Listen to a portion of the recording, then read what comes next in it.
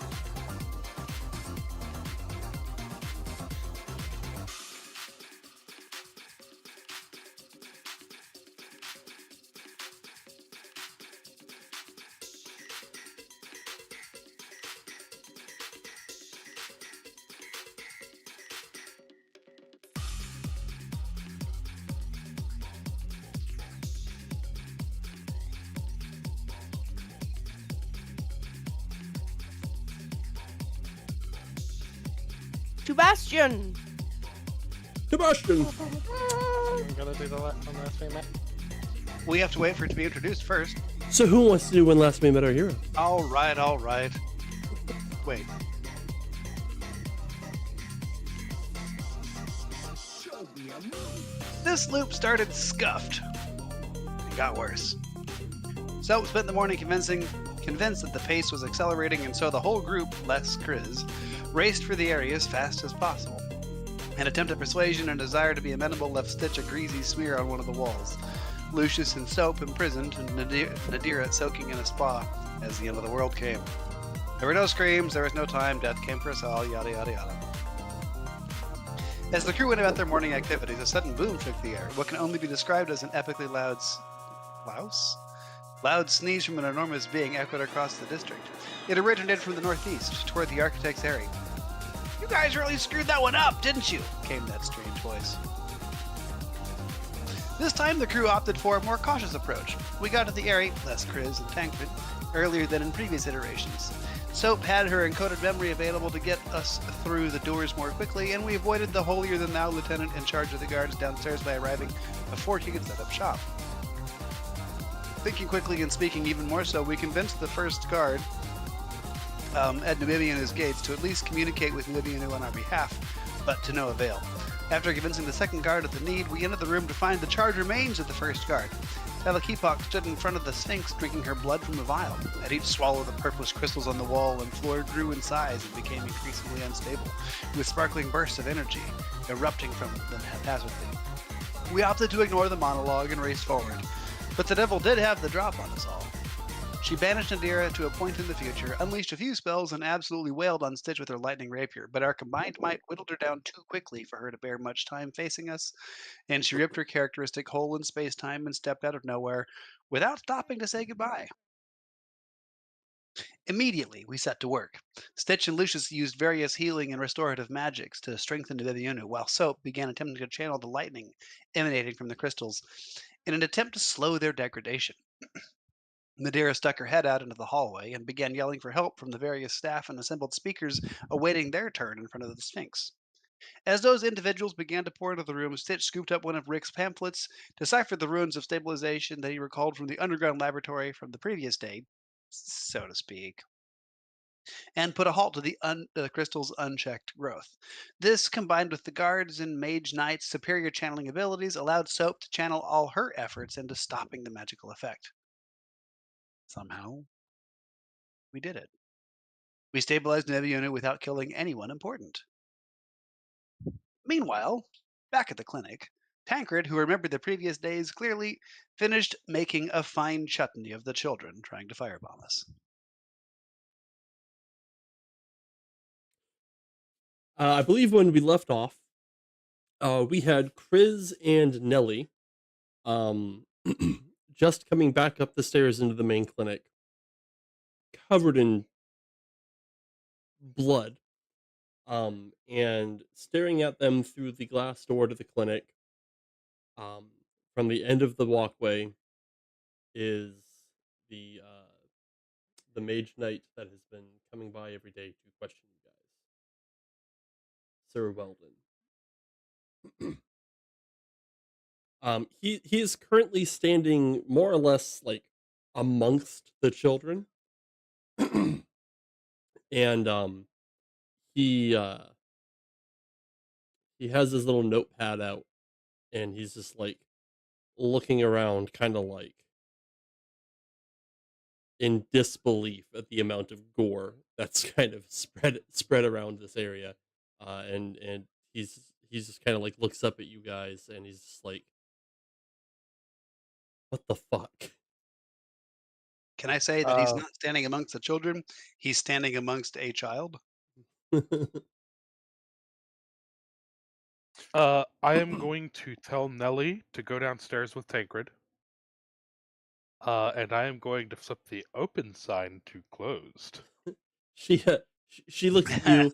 She looks at you, and her little mouse nose twitches, and her little ears flicker, and she goes, "Uh huh," and she scatters back down the stairs with her tail kind of whipping behind her.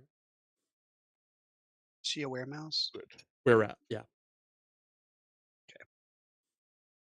and she was transformed to help deal with Tancred. Yeah.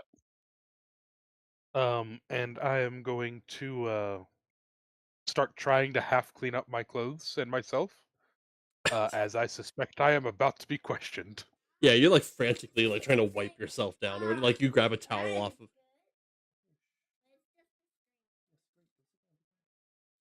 Like you grab a towel and you're like wiping yourself down. All it's really doing is like smudging it everywhere, though.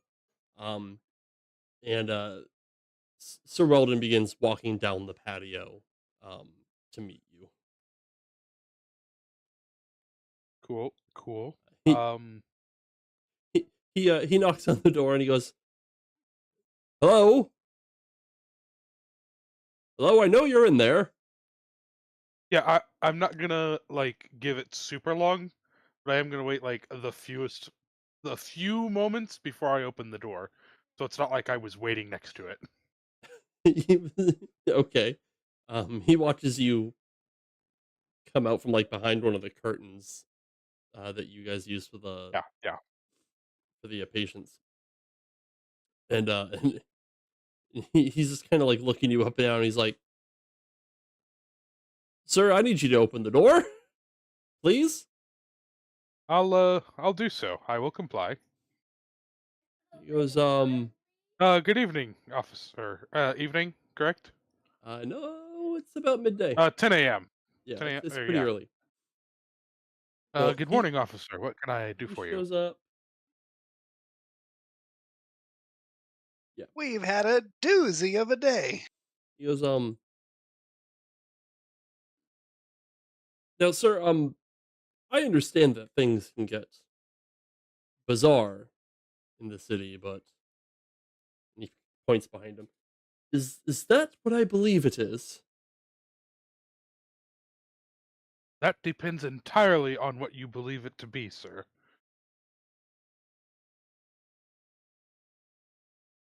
That looks to me to be the remains of somebody.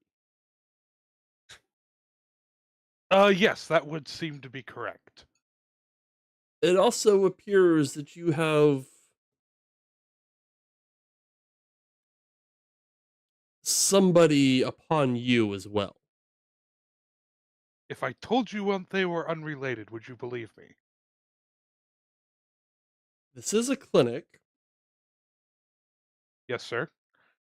so I imagine Sawbones isn't out of the question. However, the proximity of the gore does raise some questions. As I would expect you to have, as a reasonable man should. Would you like to come in and we can discuss those over some tea? Would you like to come out? Oh god, Chris is gonna kill this guy. I can most certainly do so, though I will admit it would not be my preference. Well, I'm gonna ask you to step out of the clinic, sir. I do so and I close the door behind me, locking it. He's fine with that. He goes, "Would you like to tell me what happened here?" And he pulls out his little notepad. Well, there was something of a disturbance. I was a little bit busy in the other room helping one of our nurses try to staunch some bleeding, and I heard a scream. And when I came out to the front, uh, it was quite the horrific scene.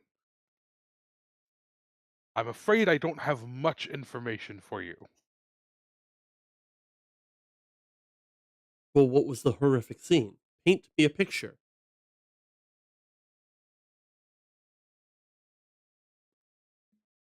please.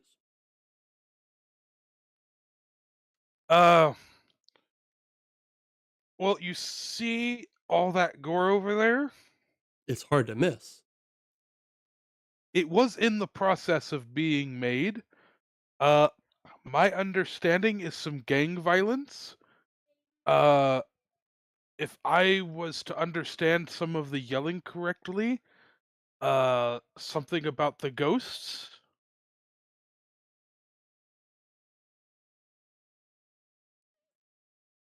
That person appears to have been trampled by a rather large beast, and I haven't seen anything from the tribe lands on this side of the gate, so I imagine a very large, very angry person might have done this. Sir, I appreciate you trying to compliment my height, but I know I'm not that tall. He looks you over and he goes, I don't think you're capable of such a thing. That is the point I was trying to make, yes, sir. This Oh my person god, Chris is appears gonna to get have arrested. this person appears to have been run over multiple times by an auto carriage. That's quite possible. As I said, all I heard was something about the ghosts, and I came out and saw this scene. Uh, there's a good. I mean, as you say, looks like someone was repeatedly run over by an auto carriage. Can you give me a deception check? Yes, and I hope to gods it's horrific because that would be funny as hell.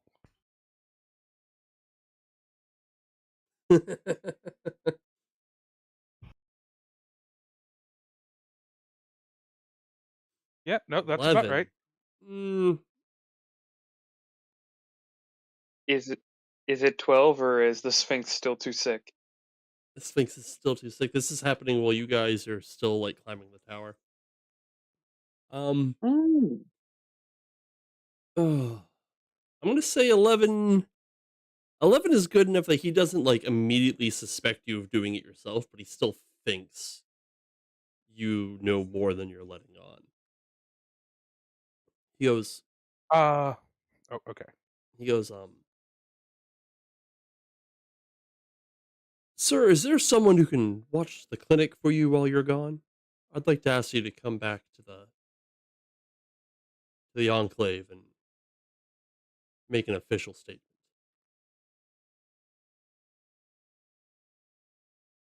Yes, of course. Would you be okay with me stepping inside briefly?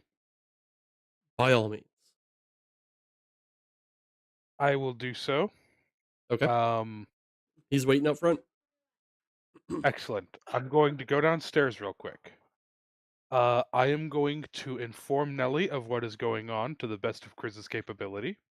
Nellie I is am doing going her to best. tell. Nellie is doing her best to like calm down Tancred. They're doing like a little bit of patty cake. Excellent. I'm going to tell her to keep Tancred calm, keep him out of sight. I'm going to tell Tancred to listen to Nellie. And Tancred, listen. when Lucius gets home, let them know what has happened with me. I don't know when I'll be back. Nellie kind of like hisses at you. Her voice is always a little bit rougher when she's transformed. She's like, "You mean if they get back?" Tancred, messenger. Good job, buddy. Yes, if they get back. Uh, if they don't, um, I'm going to run to like what remains of my little cubby down here in the basement. I'm going to grab. No, no, I'm not. I changed my mind. It's gonna be like, yeah, no. Let them know where I am. If you have to, use the sewer exit. Uh, I can't stay long, so I'm gonna head back upstairs now, or else he'll get suspicious. Oh, yeah, what are you taking with you? I am taking just my blades, which I have on me normally. He would have already seen them on me. Yeah. I am going to take my armor, which again I would have already had on me. Other than that, I'm not gonna pack too heavily. I'll keep some coins on, my coin purse on me. Um, and yeah, that's probably about it. Okie dokie. Um. I don't, I don't want to be looking like I'm expecting to be there long. All right. You get out and Weldon goes. for security's sake, can I ask you to? And he kind of points at like the weapons on your hip. He goes, "Can I just leave those here?"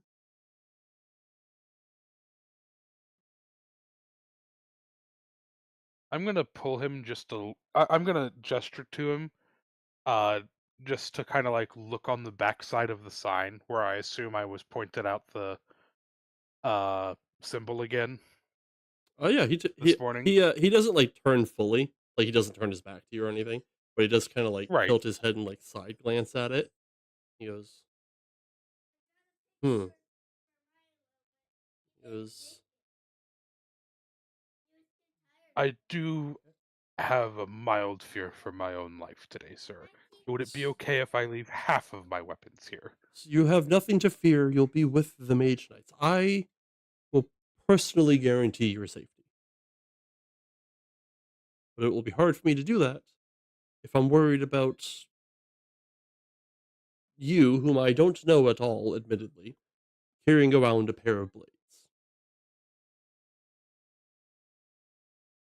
I will open the front door and I will put the blades just inside, Thank you, sir.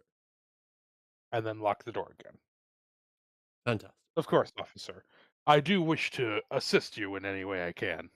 Uh, he uh he scribbles down some notes in his little notepad as he's like looking at the back of your sign.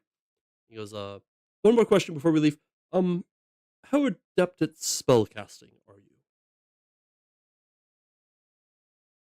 Uh, I'm not very good at all the arcane stuff, personally. Fantastic. I am, Need not yes, say more. of Thank you, course. sir. I sincerely doubt you're a beacon. And we're definitely not going to any holy land. Uh, this way, please. And he gestures over to like this little cart that he had parked down the street. Of Little course, sir. little And I little will follow him. little horse-drawn cart, and he sticks you in the back. You notice the back of this carriage does not have doorknobs on the inside. Noted. And understandable. I have not been cuffed or anything, correct? Nope, nope, nope, In any nope, kind of way. Cool. nope. He's keeping you comfortable. Is he being detained? The laws are not that intricate in Bastion. I'm aware. The laws are whatever the fuck the Mage Dice feel like they are at the moment. Yeah. Yep, I understand. I'm a sovereign citizen. Um, I do not consent. Honestly, that's kind of how Bastion works, and Yeah. your consent isn't necessary. Yeah, he takes you down to the station. Cool. Um, Just by the time you get there, looking out the window, you notice that the sky is getting dark and cloudy, and there's like a streak of violet lightning every so often. I thought there wasn't rain this week. Those, no, it's not supposed to be for another 2 days. Odd. He happily talks about the weather with you for the entire Yeah, I will ride. absolutely make small talk with this guy. Yeah. He gets you to the station.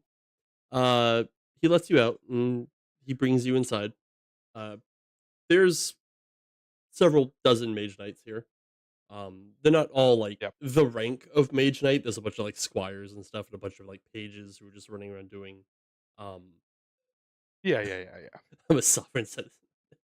Um, but there's like a bunch of pages doing like menial paperwork and stuff.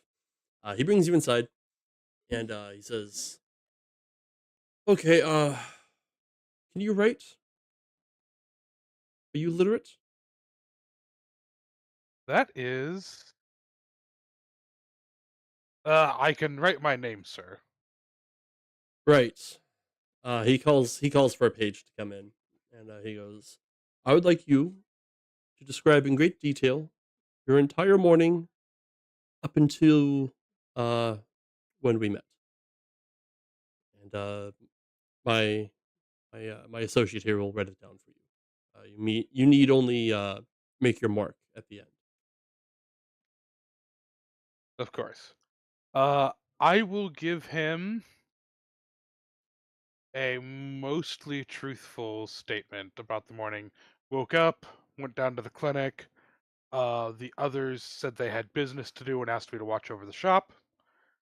Uh, and then I we noticed the mark, and that is why I was asked to watch over the shop.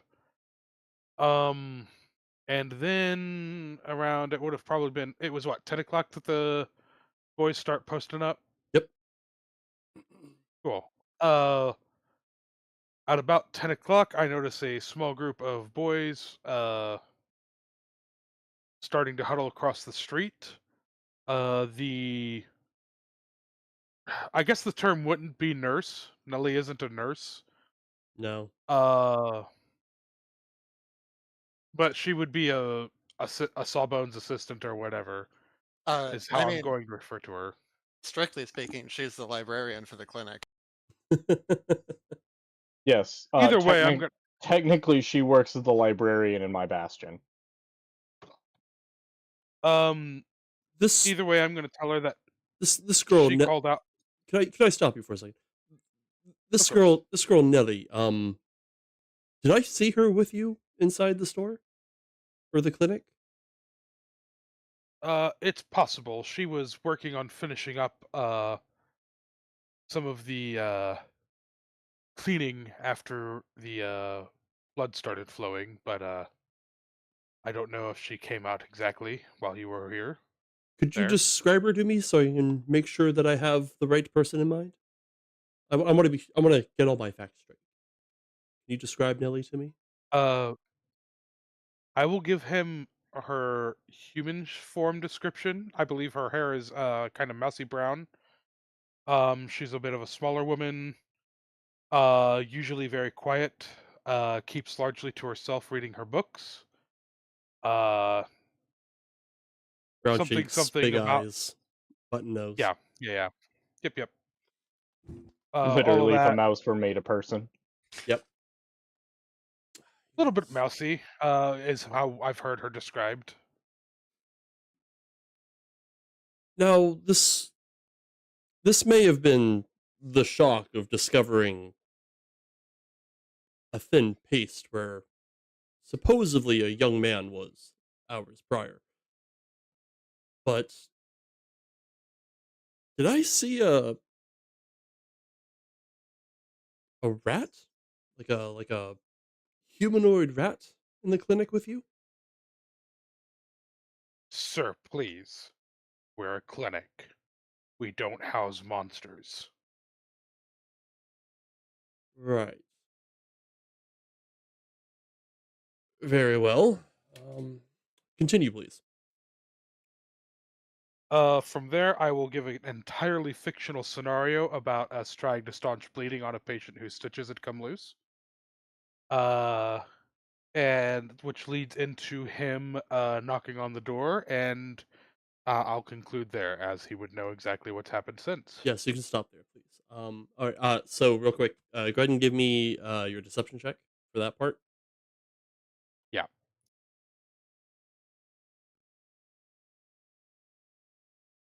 Ooh, 15. He Oh, believes you. nice.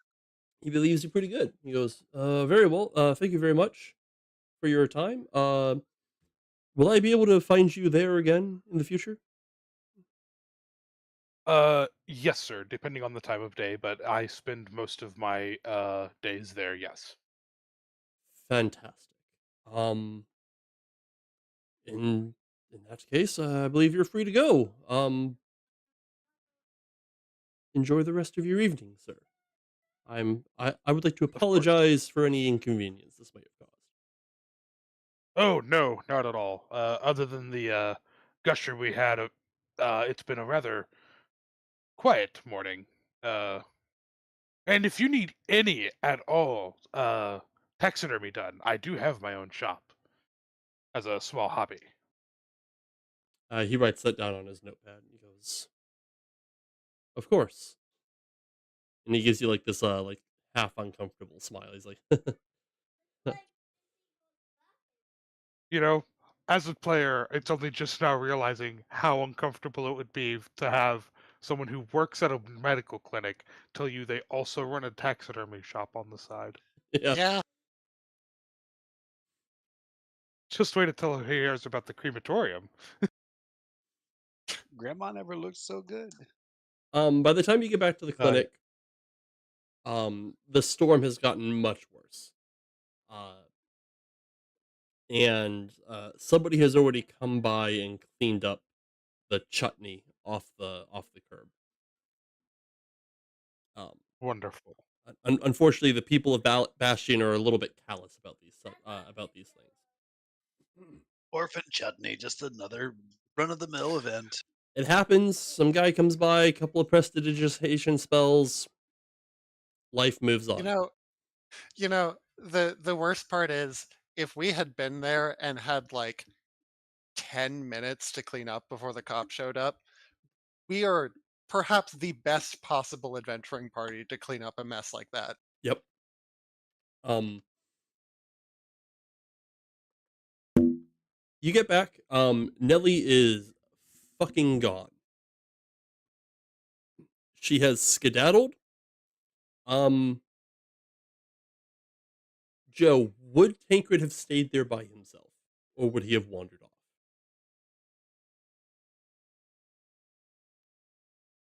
Uh, did Nelly tell him anything? She didn't tell him shit. She just fucked right off. Oh, no, then he would just stay there. Okay. You find Tancred just kind of sitting in the basement. He's got like some paint spilled on the floor, and he's making like little pictures with his fingers. Yeah. Tancred, where's Nelly? Tancred paint.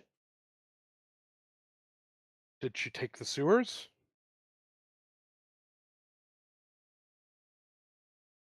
Yes. Tancred would say, Nelly go sewer. Thank you, buddy.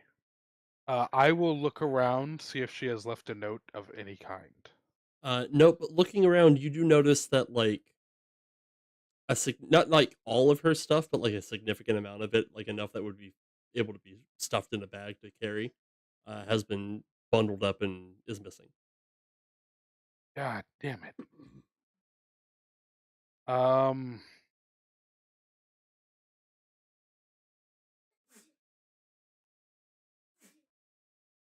if I go to our sewer entrance, which I assume we've kind of like got, it's not just open anymore. It's probably got some sort of a like secret mechanism to open it. Yeah, like a tarp. Um, if I go like just through that, is there any? Am I able to track her in any way? Do I see any sign of where she would have went? Give me a survival check. Hey, look, the thing I'm built for, Hey, motherfucker. 15. It's hard to be bad at the thing you're good. You're trained for. Um, Yeah. you do notice you at least know the direction she went without like chasing her down the sewers. It's hard to know where she went, but you do know she at least went like north. You can see she wasn't exactly like trying to cover her tracks, so she left like footprints in the sludge of the walkway going north, and you can follow them like with your eyes at a couple steps up and around the bend. I'm gonna go inside. I'm gonna tell Tancred to stay here. Do not answer the door. Um, and I am going to grab my blades, which I assume are still sitting by the front door. One of them is missing. Fuck. Which one is it? The right one. Cool. The one that isn't. So Are any of them yeah. silvered? Yes. The one that isn't silvered. Okay. Okay, so she took the short sword. All right, I will grab my scimitar. I'm going to pack a couple of provisions. I am going to write a quick note because I did lie about being completely illiterate. I could be in the sewers for a few days. Give me a second. Looking for Nelly. Don't come after me. Love, Chris. and I'm gonna go try to track her down. Okie doke.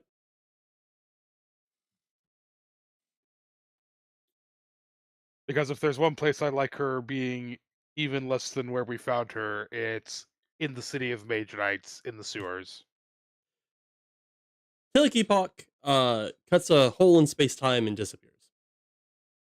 You guys manage to rescue Nebemiunu and stop the disaster of these bizarre crystals that were siphoning her life force. Um, the captain of the Mage Knights stands before you, and he's shaking whomever's his closest hand. Let's say Stitch, because it's funny. He's shaking Stitch's hand. He's like, "You've done a great thing today. Thank you." You wouldn't believe how long we've been trying to do this. We're just glad to help. Of course.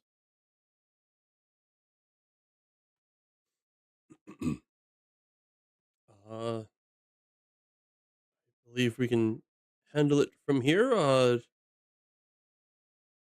Is there anything we can do for you? Um, I'm not sure. Who are you people? Well, we're the Mending. I am Stitch. This is Soap. This is Lucius, Nadira. We run a clinic. I provide the address of the clinic. And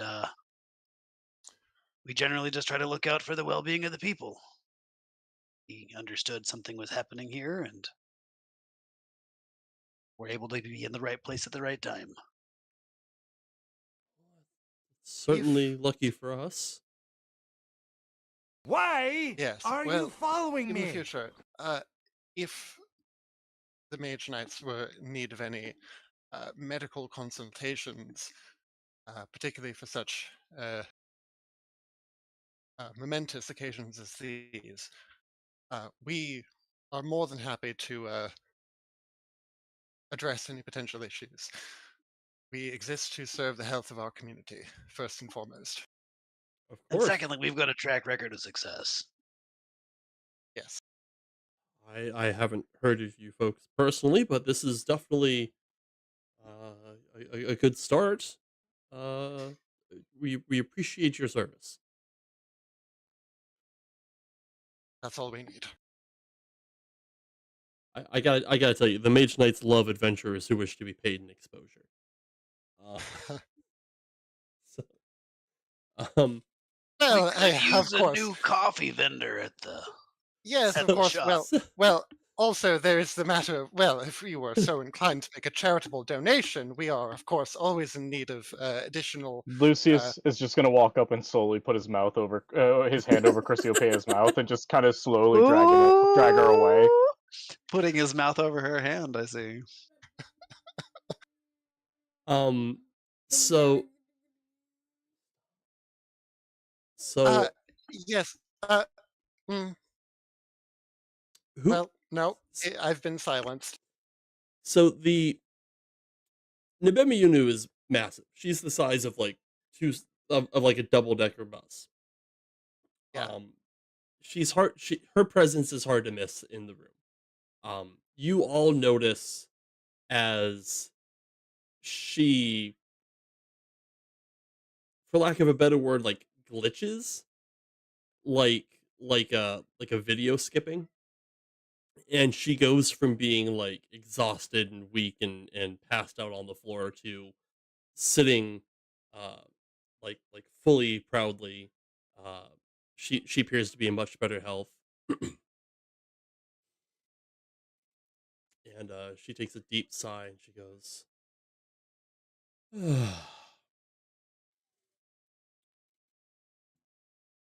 I'm just giggling here at the fact that the essentially like the embodiment of law and order is looking at this group consisting of an actual corpse, a conspiracy theorist, a woman who is insane, Stitch, and a drug dealer. "Thank you for To be fair, waiting, she's but been who are these things?" Did she just call us things? Are you not things? Not Well, really. from an No, I mean, yeah, I suppose from a certain point of view, we are things. Everyone's a f- thing. from an ontological perspective, yes. I call myself Nadira. Crispia, dubiet. Stitch at your service.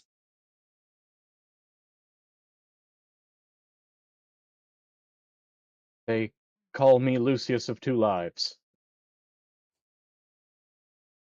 Huh? What? I just kind of look up from furiously scribbling, trying to replace the pamphlet that got taken. Oh, I'm Rick. And then I just go back to writing. Are you the ones that did me such a service? Yes, Yes. that was us, Grand Yes. Architect.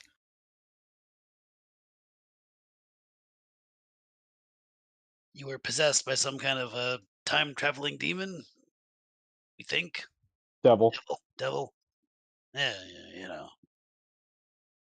You have my thanks. Who knows what could have happened had you not arrived? Well, we Well, do, actually. yes. At the end of the Well, day, you explode, and everybody in the district dies. Took about 4 or 5 days for us to stop the loop.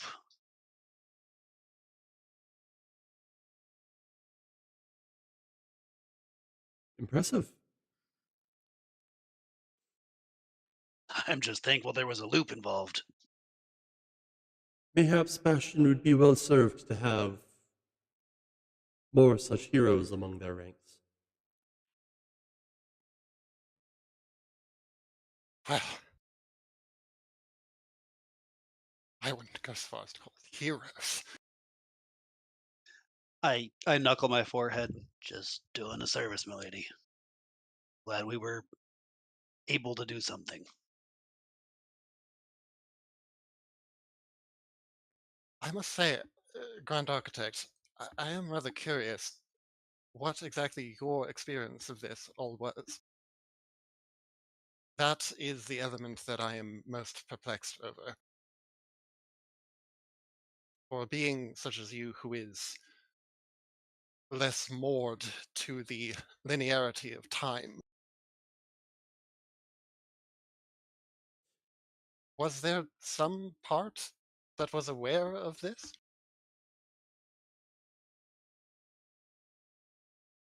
Have you ever recalled a story from your childhood, but the parts don't fit together correctly? Yes. Yes, I know that feeling quite well.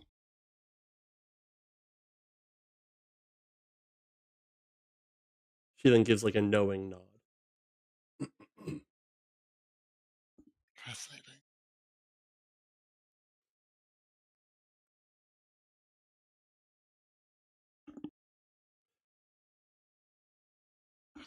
Well, I think Chrysopia is at this sort of reached the end of her social battery, and it's like looking to like sort of looking around for an excuse to leave to get going. Well, architect, should What- you ever have need of our services, we're more than happy to oblige. And I believe you've got a number of visitors waiting to see you today. So, Yes, any medical abnormalities, health issues, public epidemics of all nature, we are happy to be of service.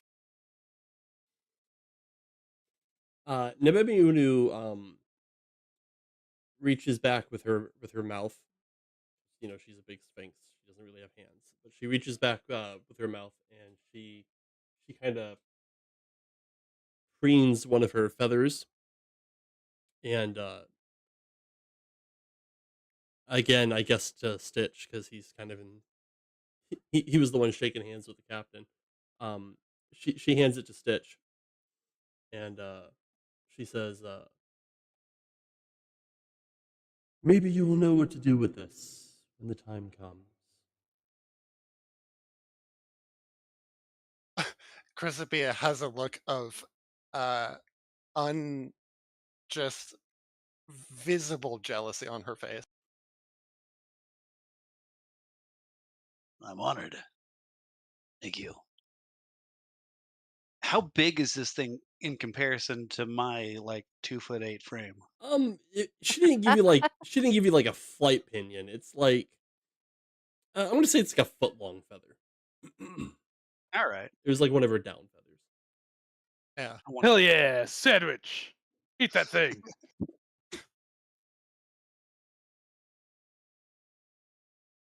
Yeah, and I think Boy, that I really think puts a feather in your cap, doesn't it, guys? Huh?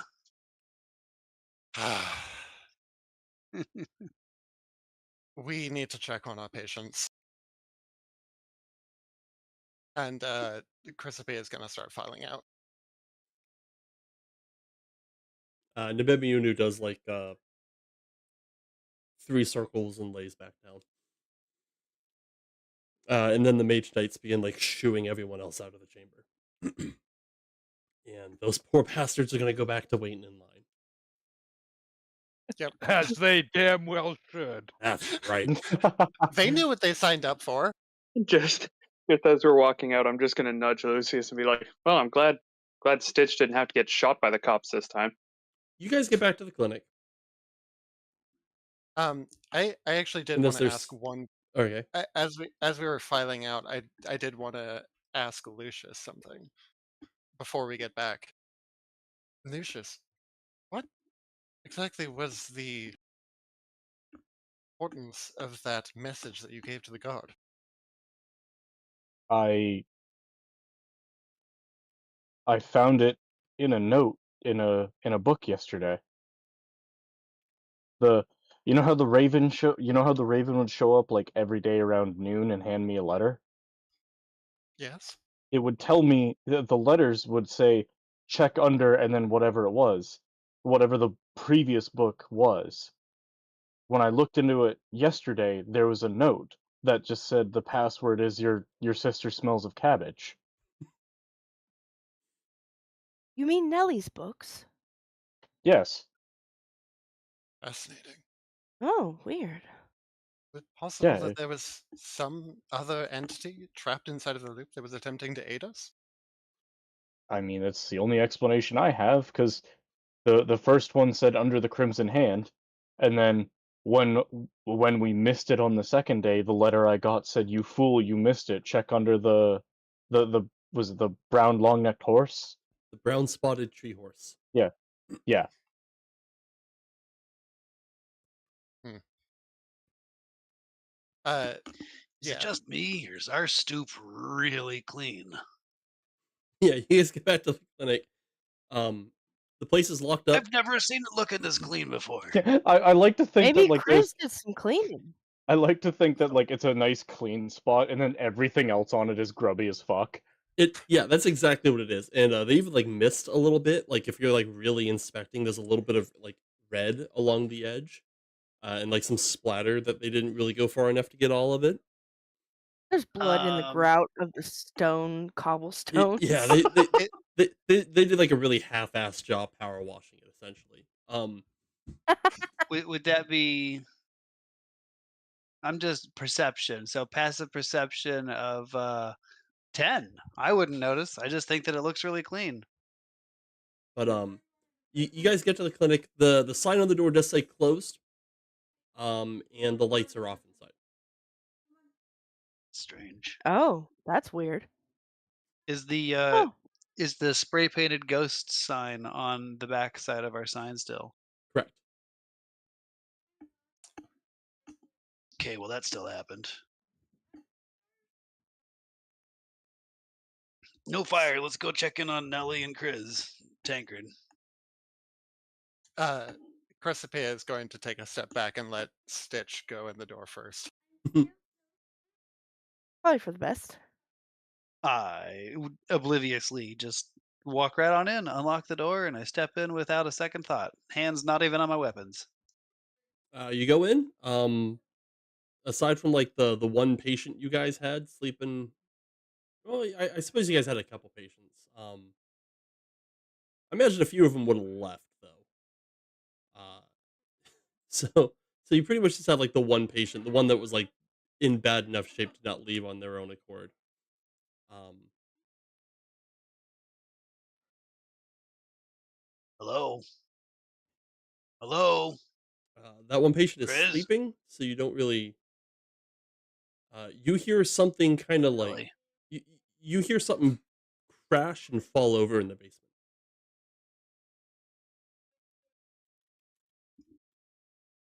I head down. So you see Tancred standing next to his easel. It has fallen over, and all of his like the two things of paint that he had set up is crashed onto the floor, and it's spilling out onto the floor. But Tancred isn't saying anything about it. Hey, He also hands you a crumpled up note covered in paint, like just in his crunched up fist that also has paint all over it. hey, you good, buddy? I take the note from him. You notice that not all of this is paint. Um, in fact, you look around; he does not have red paint anywhere, but he has quite a bit of red on him, and there's a good bit on the note as well. Um, Okay. the note is at this point largely illegible.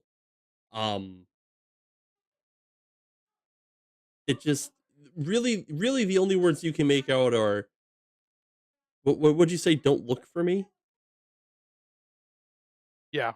Yeah, it just says don't look for me, and then Chris. Uh, I bring it back upstairs. Hey, can anybody prestidigitate this? I prestidigitate it. You now have a blank piece of paper. That's not how prestidigitate works. It either works that way or it doesn't work at all. No. Okay.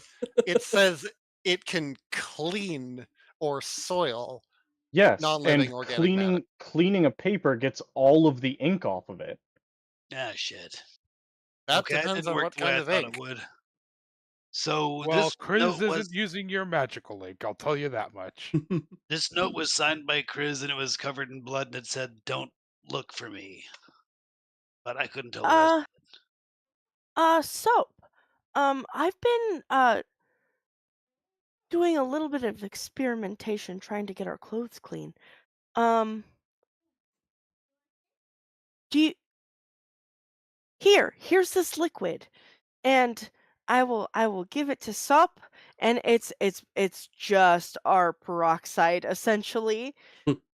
Maybe if you pour this on the letter, it's been able to get blood stains out of some of our clothing, so I figured maybe this might help you. It's a perfectly clean sheet of paper. It's even straight, no folds. Now, it was prestidigitation, not mending. It's still all crumpled up and Uh, nasty. It's just clean and Oh, crumpled up. If can we do the fucking like uh the Hardy Boys shit Yeah, where you like the put another piece on and you charcoal rub? scrubbing thing. Yeah, Yeah, go for it. to get the indentations. Let's say that's I guess a sleight of hand check. Okay. Why I'm gonna give that to Nadira to make. She's probably better at sleight of hand. It's a very rogue thing to do. okay. Okay.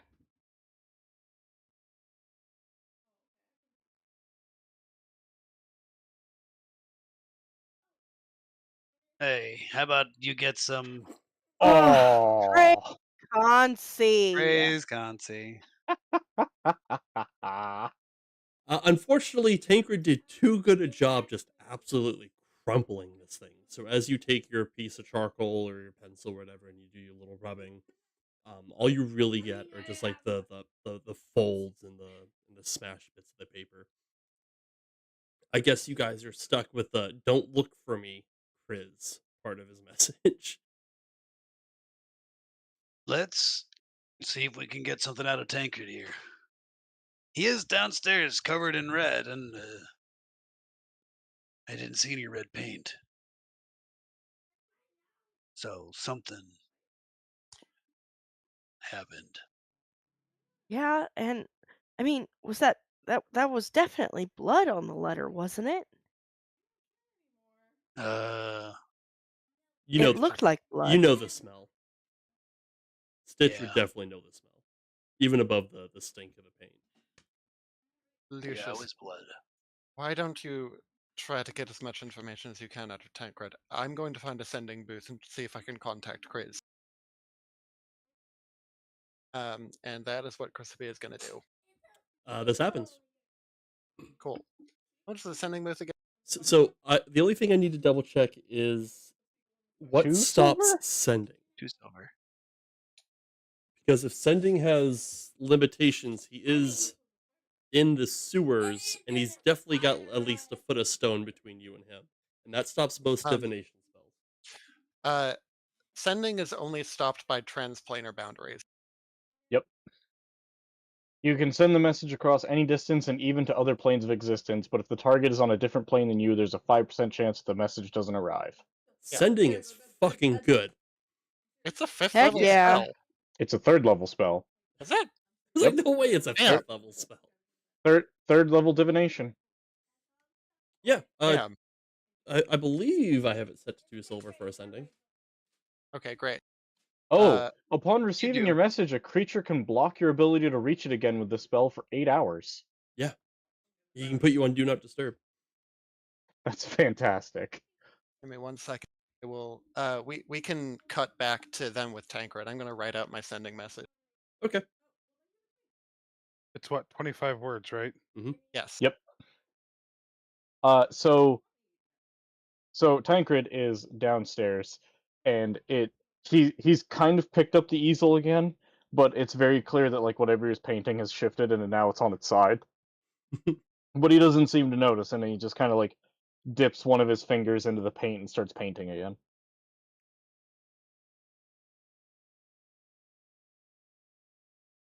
And if anyone else would like to talk to Tancred, please do, because I'm not talking to myself. Oh, come on! Hey, Tancred. So, what happened? Where's everybody? Nelly go sewer. Chris go sewer. Tancred messenger. Tancred quiet. Why is Tancred bloody?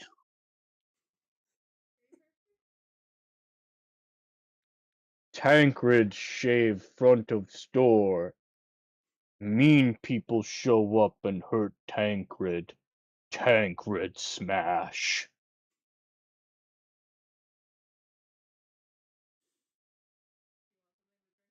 They were the ones that tried to burn us down, right? Tancred stops, and you can just kind of like he kind of has like a glassy expression normally, but you can very clearly see that like there's conflicting information going on in like the brain that's in his head. Fortunate Son starts playing in the background.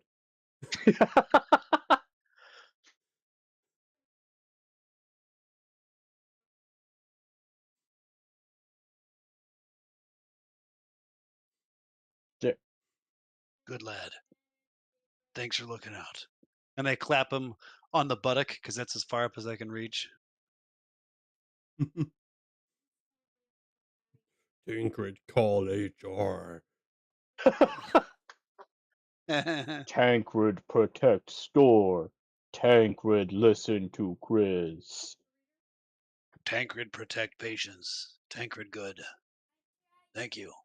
And then Tancred goes back to painting. So it is very. If you take a look at his painting, even though it's on its side, if you tilt your head, it looks like a very, very rough drawing of the front of the store. And you can very clearly see that like there's a patch of orange that maybe looks like a fire. And the other one, it's a big like stick figure that kind of looks like Tancred, and he's very clearly like pounding 2 or 3 other smaller stick figures with his hands.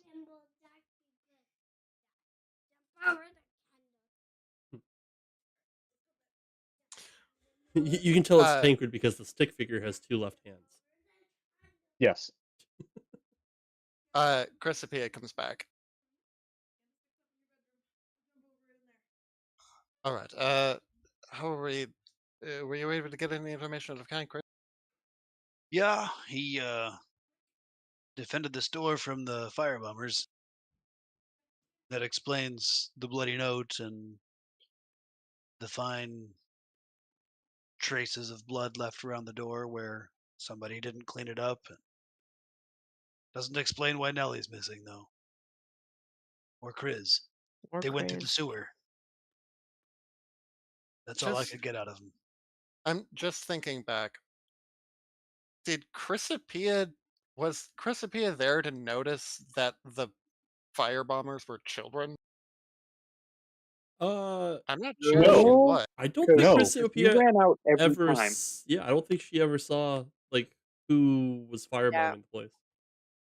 We went to the tower every day. Yeah.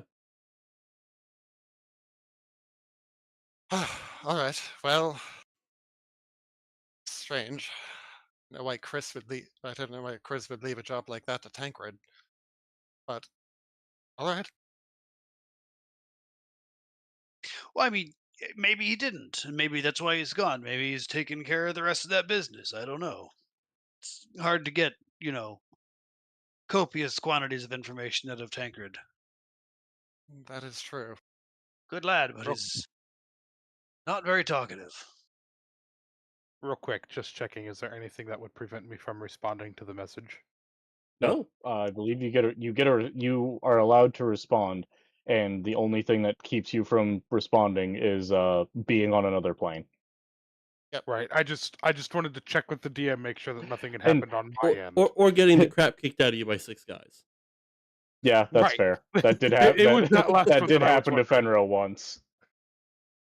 I was kind of wondering if that last one had happened to me, so I wanted to check. Nope, you're just running through the sewers right now.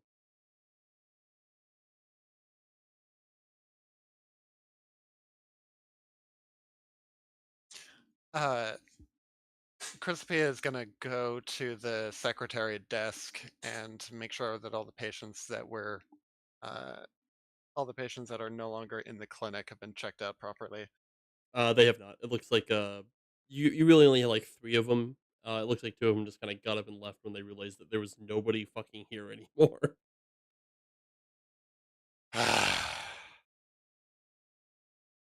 I'm going to have words with Chris. I understand. It is a trying time. That is no excuse for clerical errors.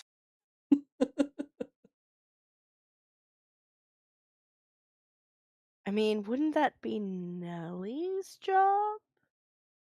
Not Chris's? Correct. I think the one you really want to have a talk with is Nellie.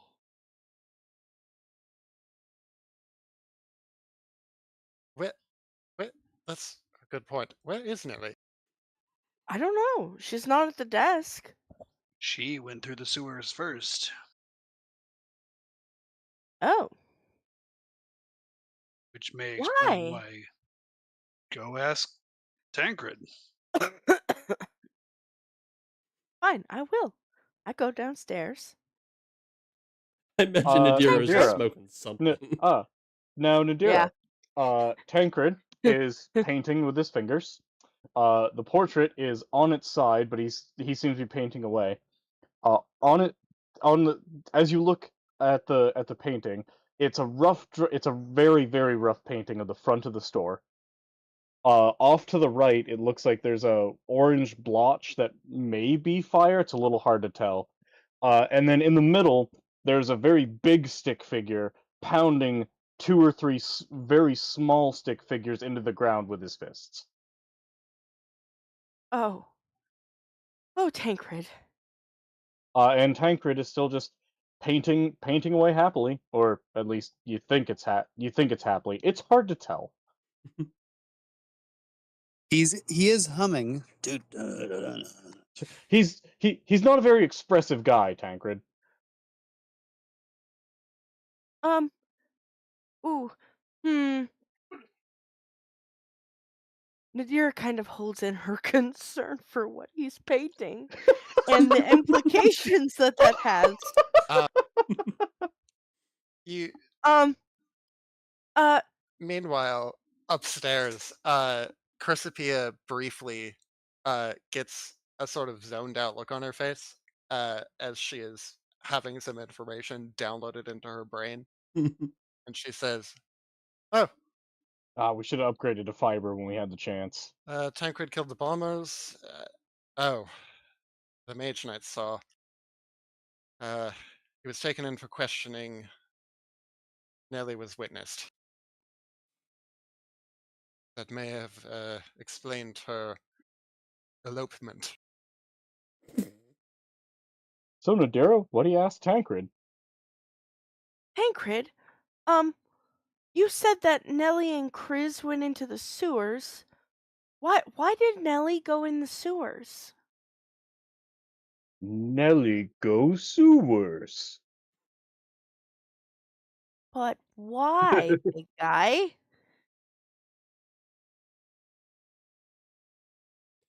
She never said Tancred just kind of, Tancred just kind of stops, and like you can hear like the dial-up noise. Why anyone do Yeah. anything?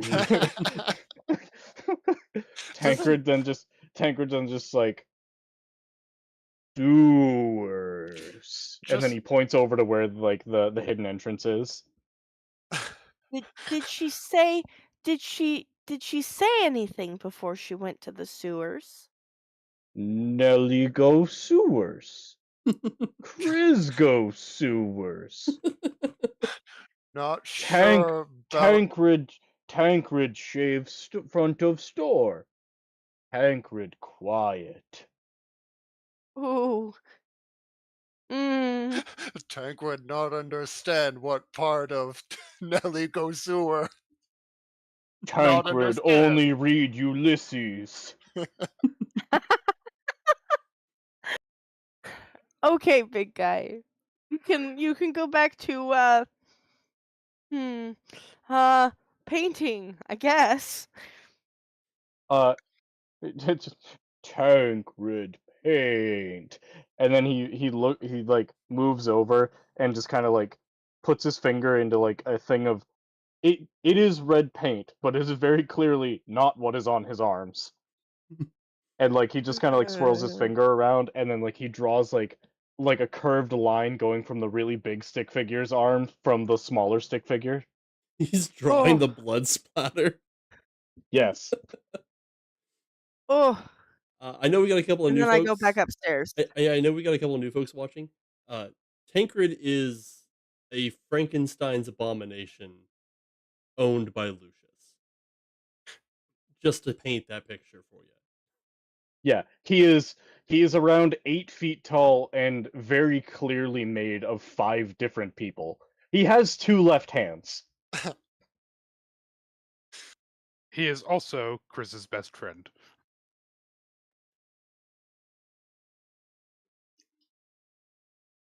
Okay, so And I'm gonna come up and I'm gonna look at Lucius and I'm gonna be like, I think your brother beat children into the ground, and now he's painting about it.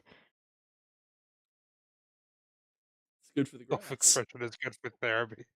Self-expression is good therapy.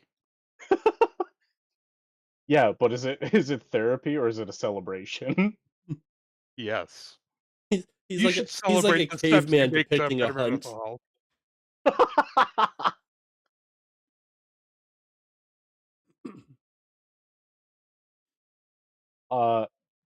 Lucy just kind of blinks and then blinks again. It's like, uh, and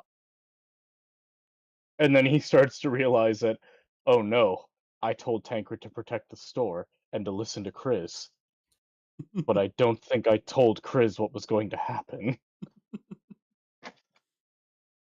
You didn't tell him? You know he didn't remember.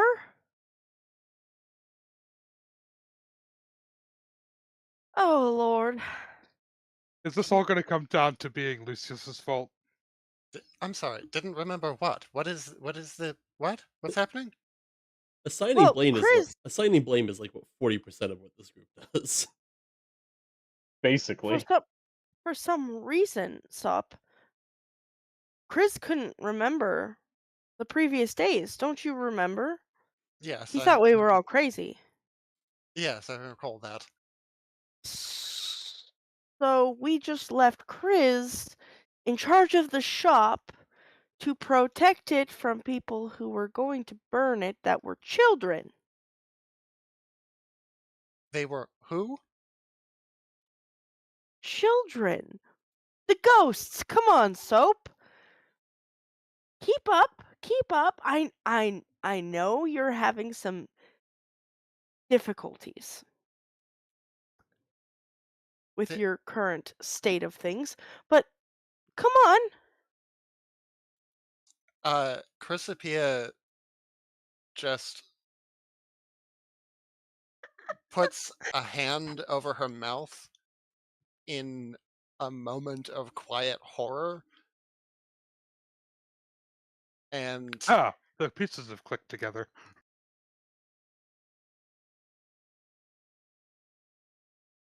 Lucius,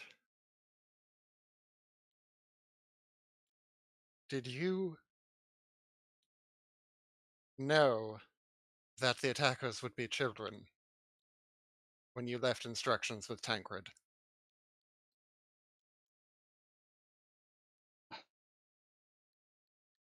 Yes, and I told Tancred to listen to Chris. Why didn't Tancred listen to Chris? Maybe Tancred did. Or maybe Lucius is gonna go downstairs, and when he sees Tancred's painting, he just kind of stops. Tancred do good. Yeah, and then just from downstairs you hear Tancred protect store, Tancred paint. Do things he was asked to do. Yeah, but it's also, you know, why would what? No, it's also why would Tancred paint the store being on fire? That happened on day 2. They didn't get a chance to on day 3 or 4. Wasn't it day 1 they did that? Yes, but Tancred was with me. On day 2, we were here. So on day 2 we were here, and Tancred was with me, and those kids set the street on fire and themselves. Day 3, Tancred killed them before they could do anything. And they also, I believe Zach said, they did set Tancred on fire. Yes. And then today, they didn't get a chance to. So why is Tancred painting the store being on fire?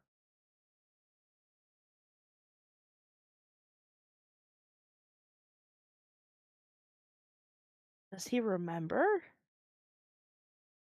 It must. Yeah, that's the only logical conclusion. He must be able to.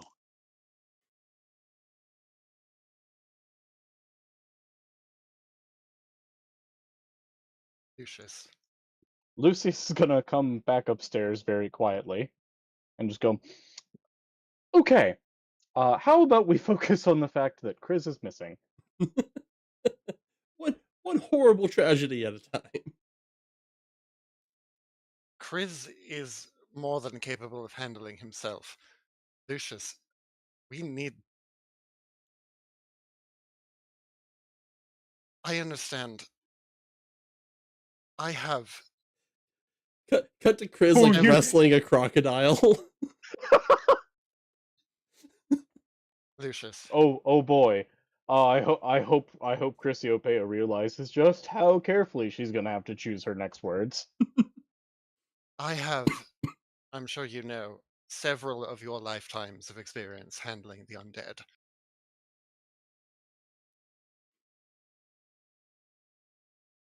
The, it is of utmost importance to maintain proper control.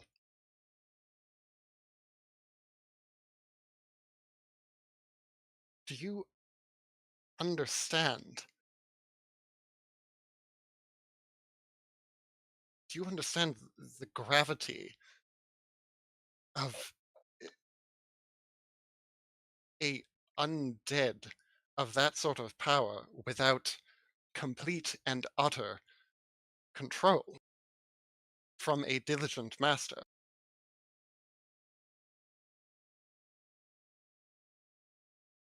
I am only going to say this once, you insane bitch. I Oh. am not his master. I am his brother.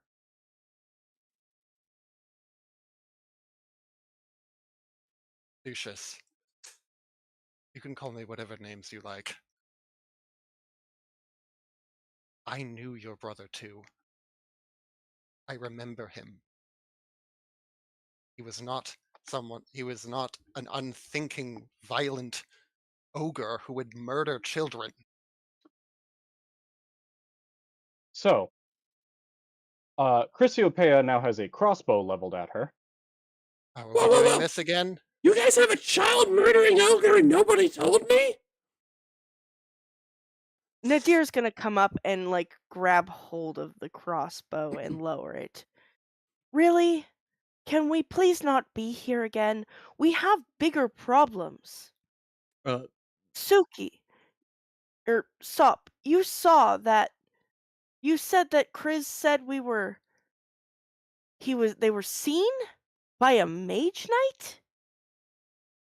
Yes, that is the extent of the information he was able to provide. I don't think that he properly counted his words when replying. And I look at Lucius. Do you understand the ramifications of that? This could burn this place to the ground. I mean, it already did once. Well, twice. Stitch not helping. yeah, twice. Well, considering we're not currently up to our ears in Mage Knights, it seems Yet. like whatever Chris told them worked. Yeah, castle doctrine and all. We might have got away with it. I say we, I mean he. I mean, you might be half joking, You? but that's exactly what happens. If you're killing outlaws, the law does not protect them. Yep. I will look at Lucius. Whether we get away with it or not, you need to do something, Lucius. You need to do something to help your brother. Because that can't happen again.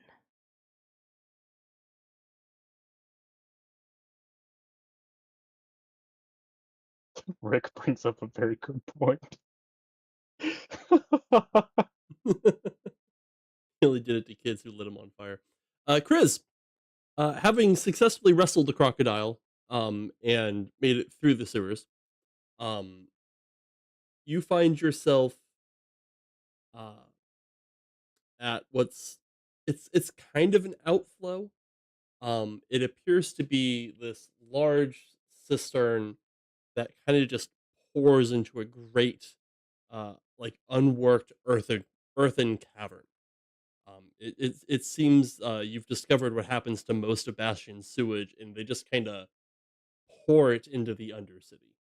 Eventually, this stuff either runs out through the bottom of the city into the astral sea, or it pools in like the dragon shadow or something like that.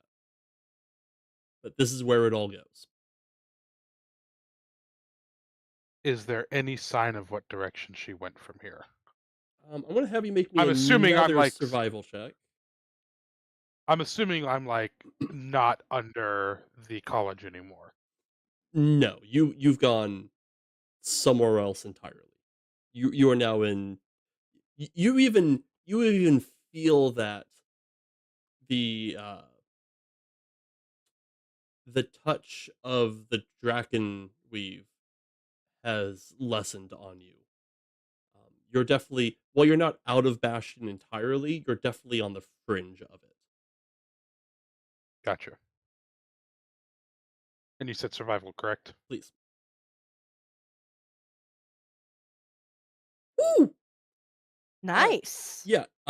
She's you find evidence that she's probably climbed down a cliff, and I'm gonna say you've done a good enough job catching up to her, and she's kind of slow at the climbing part.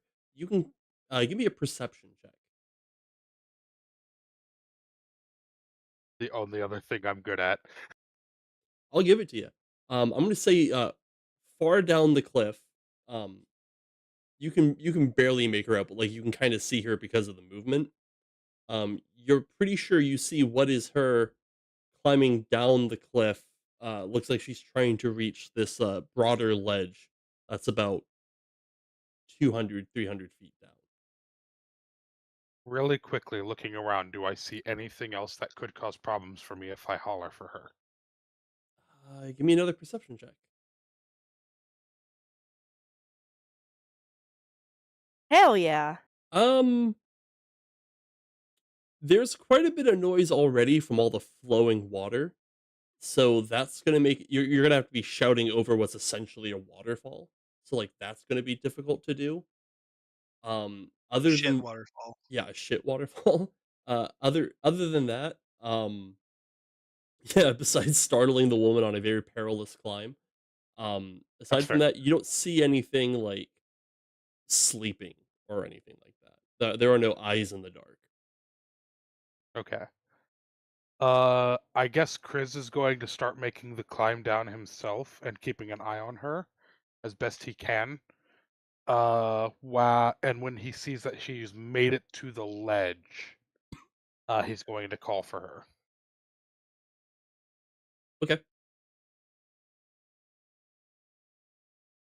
After about, I'm gonna say about 10 minutes of this careful climb down that you're doing, she does make it down to the ledge. She looks up, clearly notices you, and then just kind of like sits down and waits for you to catch up. Oh, that's good. I'm glad. Yeah, no, she's not running from you. Uh, she sits down and waits for you to catch up. Looks like she could have Wonderful. used the break anyway. She was looking pretty tired. Um, but you eventually get to Nellie. She's her clothes are a little tattered, mostly from her transformation. But it does look like she's caught like her shirt on some rocks and stuff as well.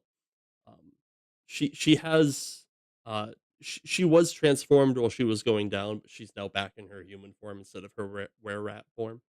Um, Gotcha. and she's kind of like sitting there relaxing, and she's just kind of like, yeah, you didn't have to follow me. Of course I did. Not like I was going to leave you down here alone. I've seen the size of the crocodiles that wander down here. I know I know some of the crocodiles that live down here. Monty's got to be somewhere. Yeah? I'm still pretty sure he could have killed me if he'd really wanted to. I believe that. But if you found me, that means they can find me. I got to keep moving. No, no, no, no, no. Yeah, no. Not everyone can follow you like I can. I have a special set of skills. Now, just where on earth do you think you're going? I'm getting off this rock. Not a lot of people know, but if you go down far enough, eventually you're out. Yeah? And what's at the bottom? Nobody who's done it's ever come back. So I don't know. That's usually not a good sign. Well, who would want to come back?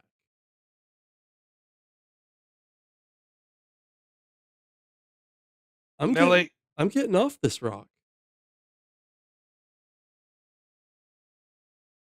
Nelly, if you want off this rock, there are easier ways to do that. Not for me.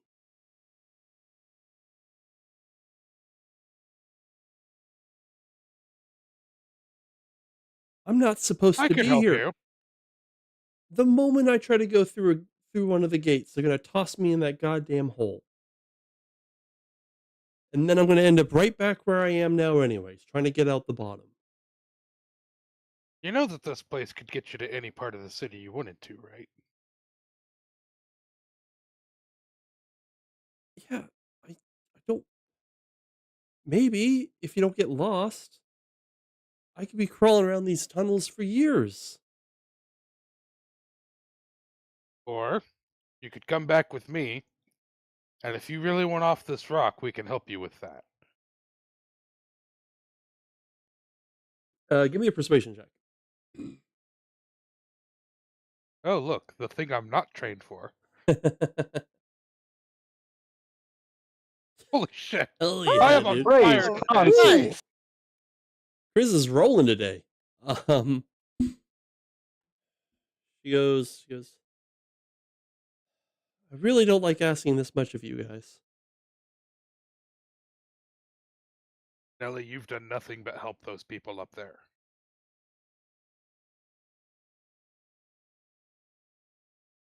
They need you. Well, now it sounds like you want me to stay. I'd at least like you to explain to them where you're going. I don't know where I'm going. I'm just getting the hell out of here.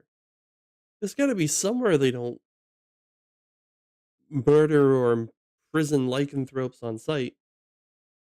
There's a whole Maybe that's freaking maybe that's multiverse out there. At least that's what the books say. What? Don't you want to see somewhere that doesn't have freaking walls on every horizon? There are actual forests out there and oceans. Have you seen a body of water that you couldn't cross in an afternoon in a rowboat?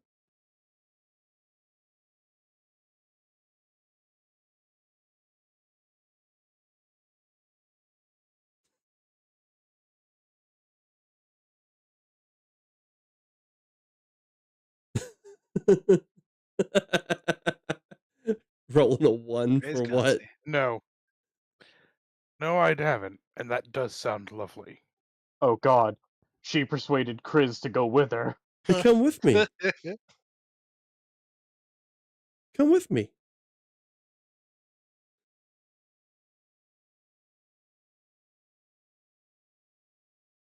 Fine. But we go through the sky docks.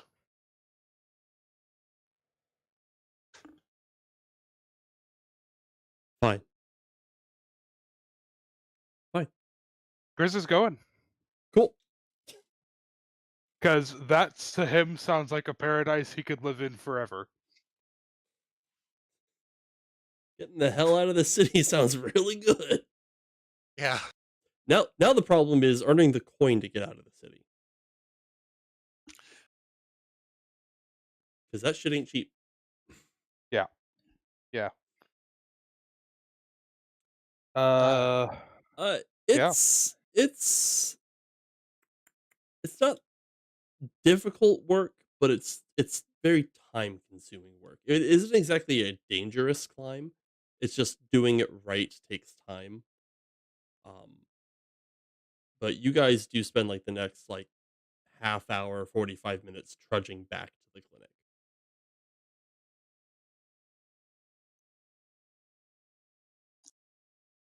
Before we actually get to the clinic, Chris will turn to Nelly and tell her we don't tell the others. Of We course just not. wait till we have the money. Yeah, of course not.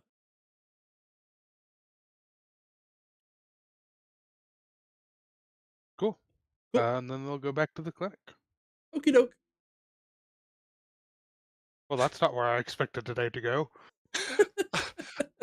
I don't think I've ever known a a PC who wanted to be a member of their party less. Talked into making a new character. My goodness. It was not. It was not hard. Chris Yeah. does not like life.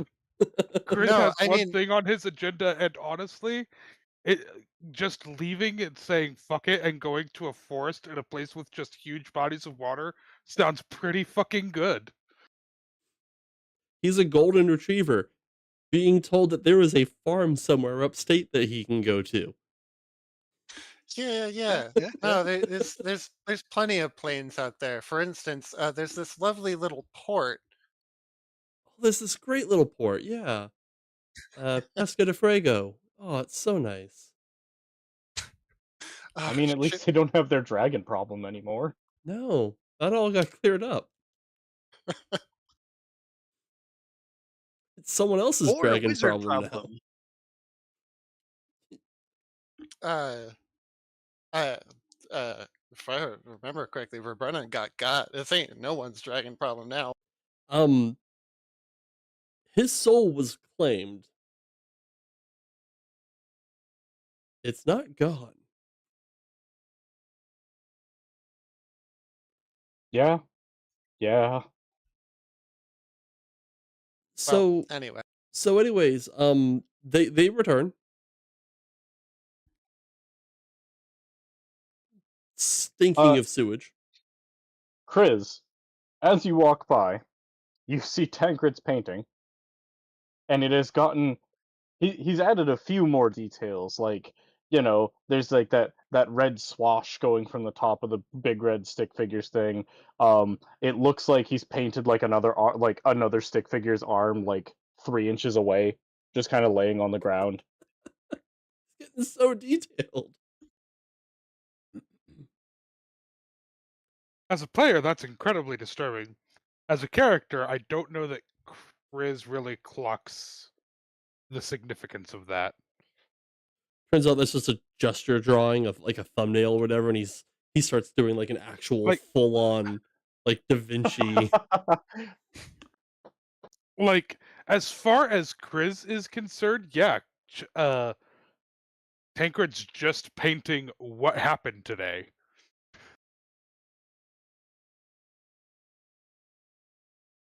Speaking of, hey Chris, you're back. What happened today? A lot. The good news is it's all taken care of now. I think we need more of an explanation than that, Chris. you said you were spotted by a mage knight? Under what circumstances? Well, one came around to. I guess there was one just walking up the street. Did he ever actually broach the subject for why he was on his way?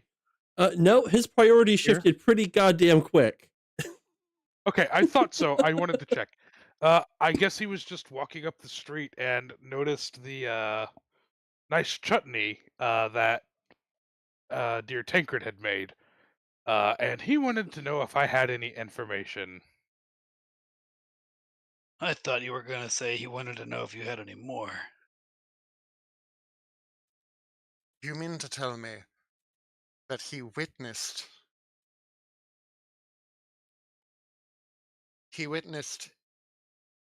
Tancred? Oh, no. He just witnessed the result. Oh, thank goodness. Oh, that could have been very, very, very bad for us. However, he did catch a glimpse of me and Nellie in the window, and Nellie had to go a little bit extreme to help me calm Tancred down. But it's all been taken care of. They took me down for some questioning. I think they believed what I told them in the form of we had a patient who had popped a stitch and was bleeding. And And your explanation for the viscera out front was I believe you said it was gang I- violence. I did say it was gang violence, and then I pointed to the I told him it was gang violence, and I showed him the mark that the ghosts had made on the back of our sign. And I'm fairly certain that had a I think decent amount of sway. I'm pretty sure his official statement was pretty much, "I didn't see nothing." Yeah, I basically said I didn't see anything when I came outside that was already there. So, to reiterate, Which honestly isn't that far from the truth, just Tancred was involved. Correct, but he didn't ask about Tancred, and I So didn't tell him anything. the story that you presented to the police was that there was an unseen act of extreme gang violence outside the door of our clinic.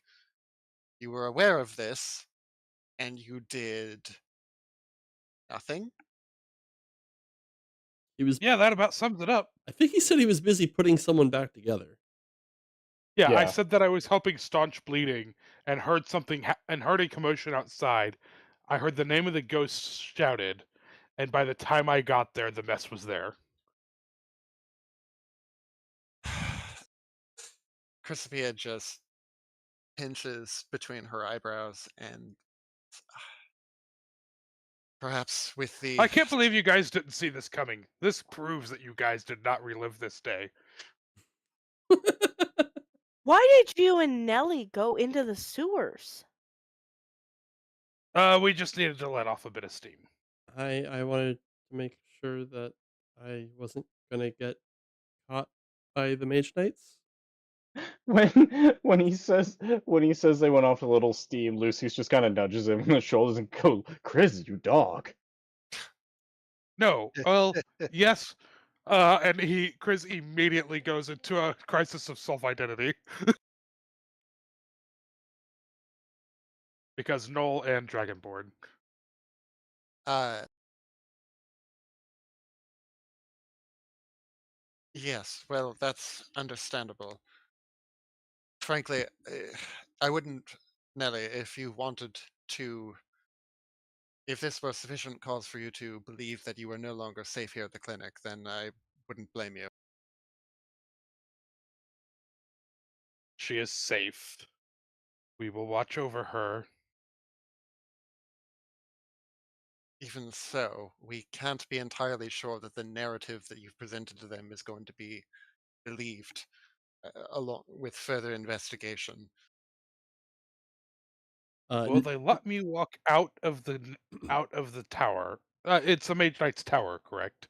It was more like an enclave. It wasn't really a tower. It was like it's Okay, essentially a police station. gotcha. I mean, if they let me walk out, I would imagine that if there was sufficient reason to suspect me, I would not be standing here in front of you.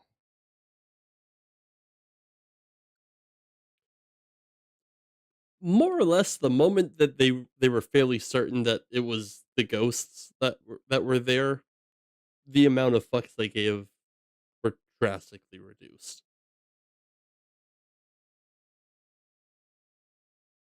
They don't really waste a lot of their time or energy avenging outlaws. No, what I'm worried about is if this was previously a citizen. Yeah, that's mostly what their investigations.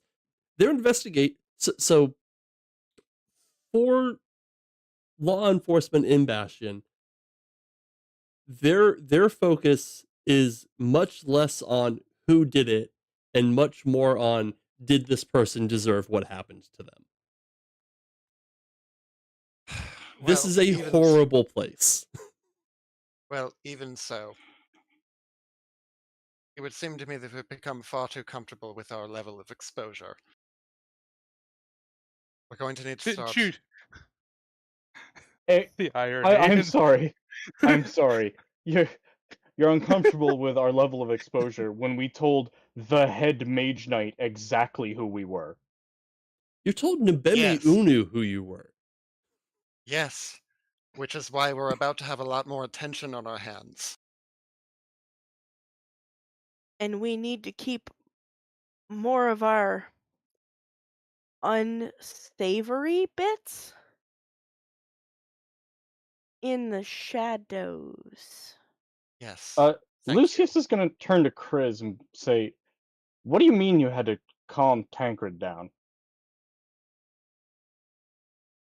I looked up what I was doing, and Tancred was pulling a ghost apart, and when he was done with that one, was chasing the others down. Did you tell him to stop? Several times. He was not That very receptive. that doesn't sound like my brother. No, Lucius, it doesn't. To be very fair, I too would be personally offended if someone tried to firebomb my home. Especially they had successfully done it twice before. God, the voice in the sky is even confused.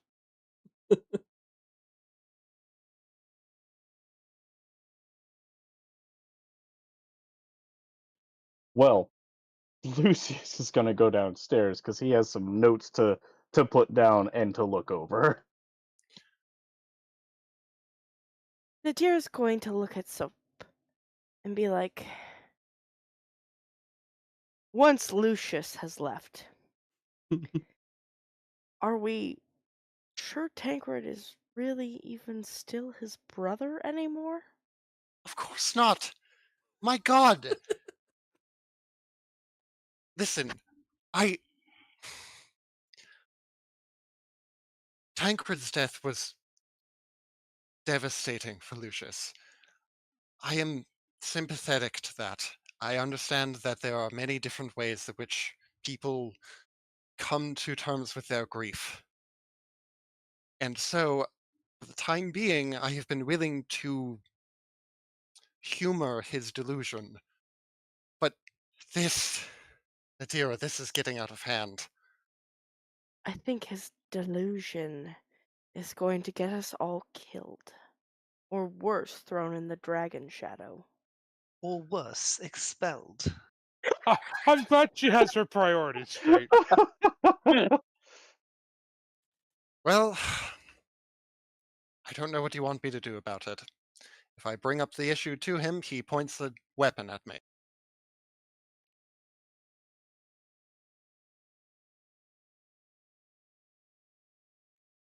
I would say that he needs counsel from someone that he trusts, but this is Lucius. Can you even name someone that he trusts? Not really. Tancred. Huh. Tancred, not Tancred, Lucius. Shut up. Yes, you are. Cut to 6 months from now. No more half measures. Oh, that's where he went.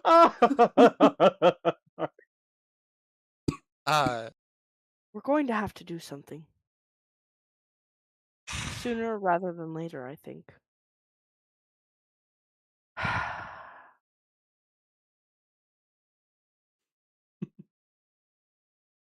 He gets 2 red left gloves. I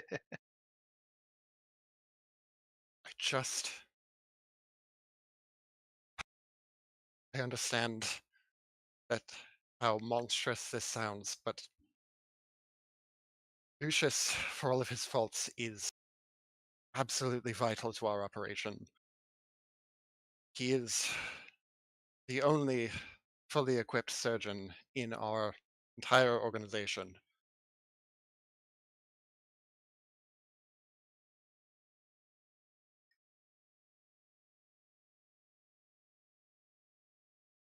Tancred is dangerous.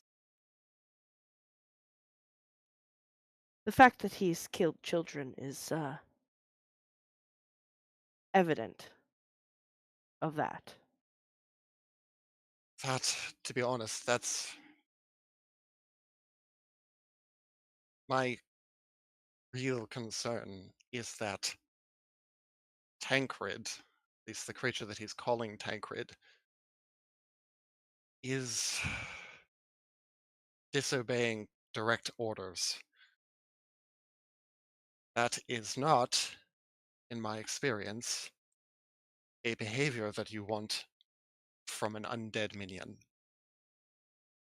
Oh, yeah, that's right. You also do the undead thing. Sometimes I forget. That Chrysopia is gives us strange. sort of a like mildly offended look of just like Oh, right. I forgot you're built as a necromancer. We haven't hit that stage of the campaign yet.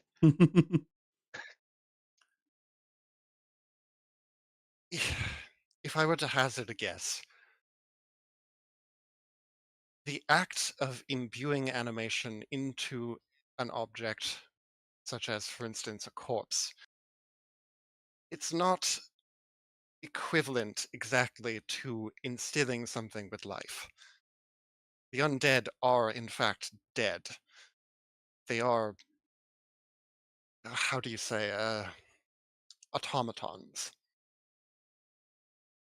The process consists of divesting the caster from a small portion of their own will and infusing it into inanimate matter. Thus, it acts as an extension of their own ego. That is how it is supposed to go. But I believe that in the case of Lucius, because he is unable to come to terms with the reality of his creation, that this is in fact the relationship he has with this creature, it may be obscuring his ability to control it.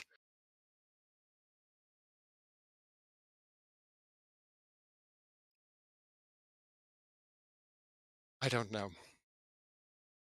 It's the best I can offer.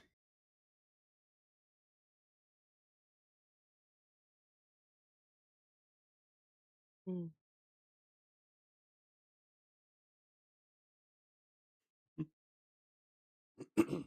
Uh,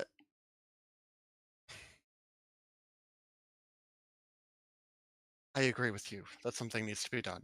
Just give me time. I can potentially try and research some countermeasures.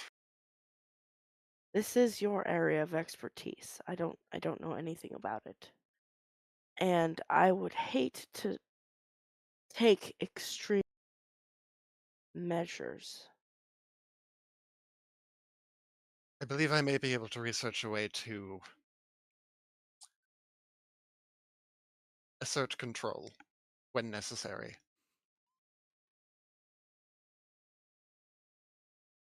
But it will take time. That would go Chrysopia, so well.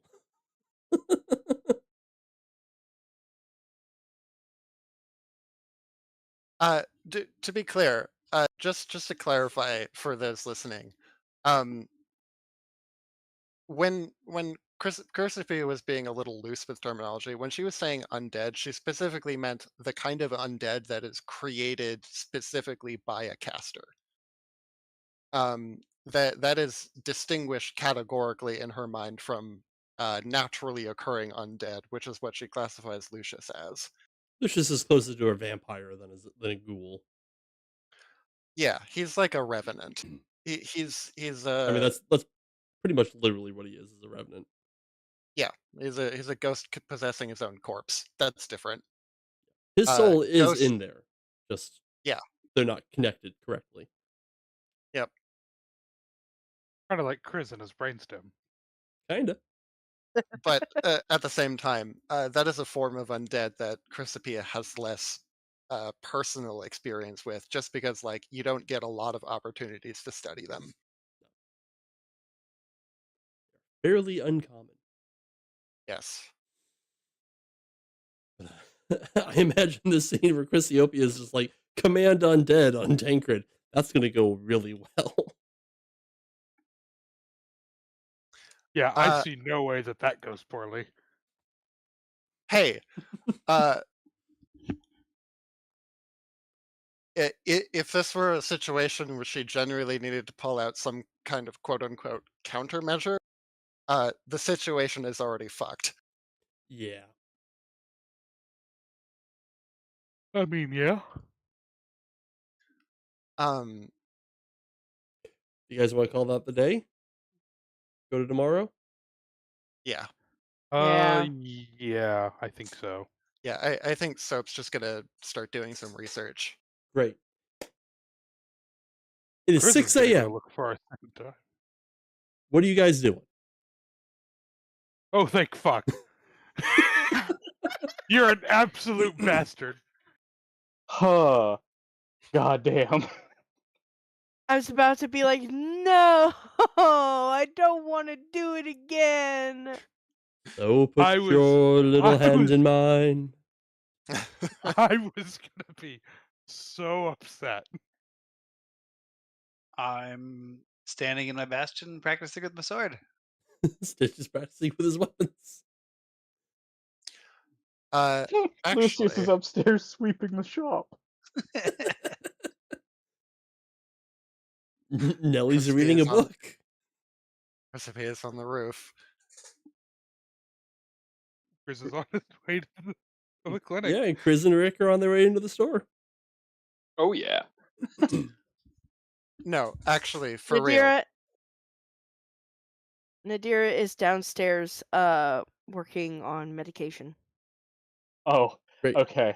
Well, so no, like that was like mine was just for the bit.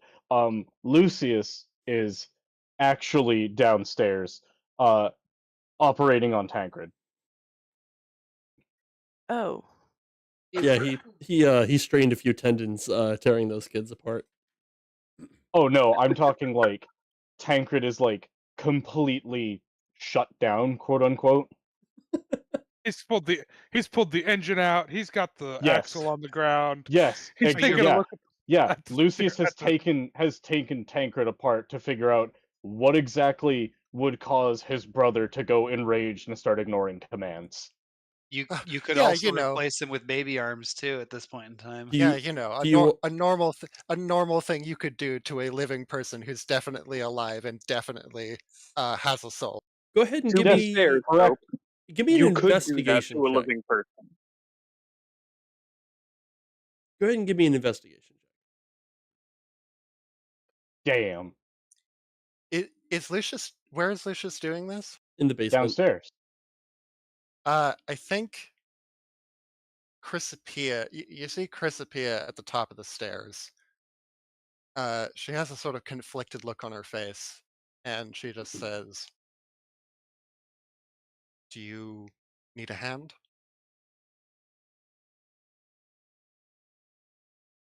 No thanks. I have several over on by the wall.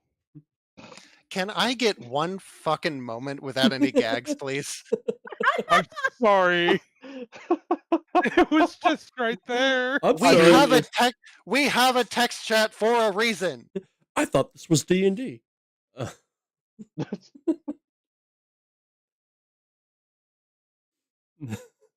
Lucius seems too ingrained in his work to have recognized that anyone has spoken to him.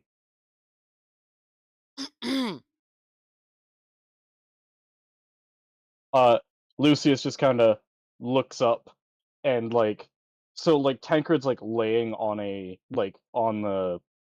operating table, and Still- Lucius has like a slab, and he's taken the top of Tancred's skull off, and he's poking around at the brain, and you can kind of see him taking notes on something. As I said, Lucius, would you like a hand? Why? So you could try to implant something into my brother to put him down in case he goes crazy again? No thanks. I've got this handled. That was not my intention.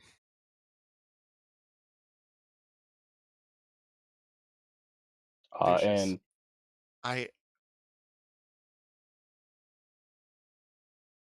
I've had some time to meditate on the matter. I feel that I've been insensitive to you. Oh, you think? Something about undead needing a strong master to keep them going? Yeah, that's yeah, it's gonna stick with me for a while.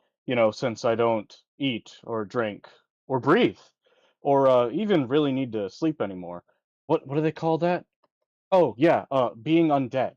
And then he goes right back to his work.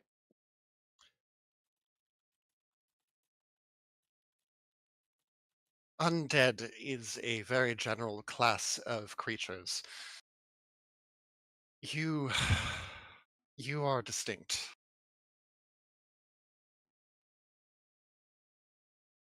I- There are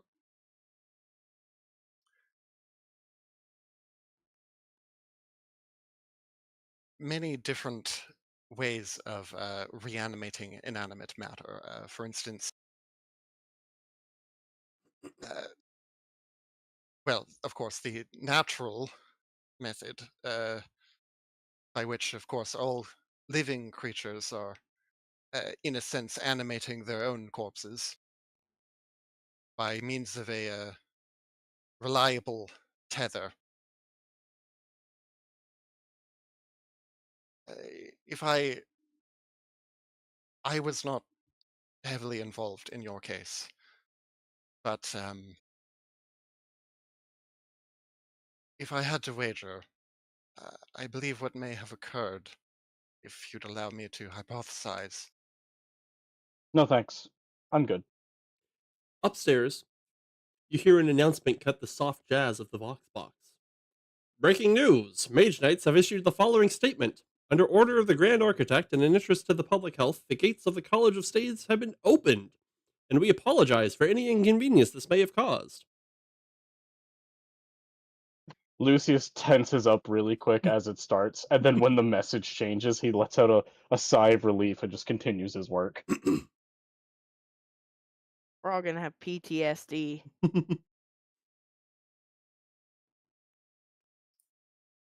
Lucius, Doctor is. you understand that to perform academic work is inherently a collective act. It requires the cooperation of many intellectuals in order to build on each other's work, correct their biases, learn from each other. Yes? Sure. Do you believe that that's what you're doing? Uh, I believe that when it comes to my brother, I know what's best. I brought him back.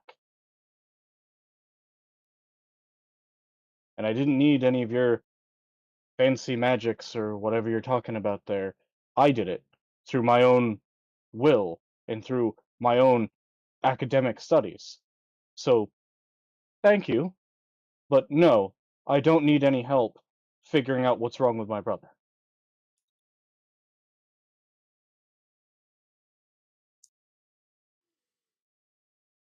How how off is Tancred? What do you mean?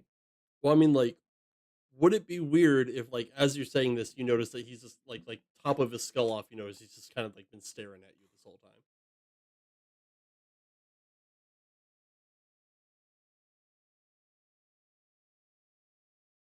Hmm. We'll say he's in like standby mode. Okay.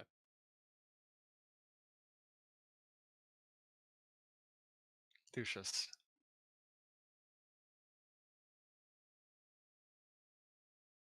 the reason that I have been so critical of your behavior is because I recognize something in you that was very much like a younger version of myself. There was a time when I was obsessed with my own intellectual pursuits. I believed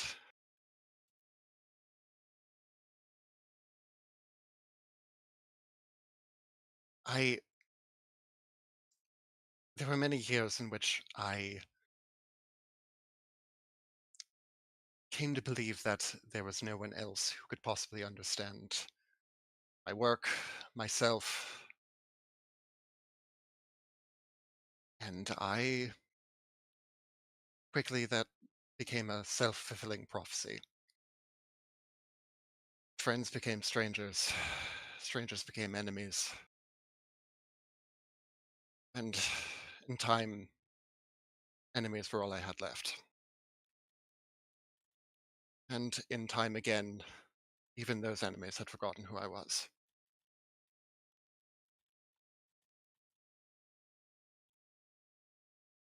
Lucius, I am speaking to you not because I am trying to chide you for anything, not your mother, but I am your colleague. And this pattern of self-isolation is concerning to me. I am worried about your health.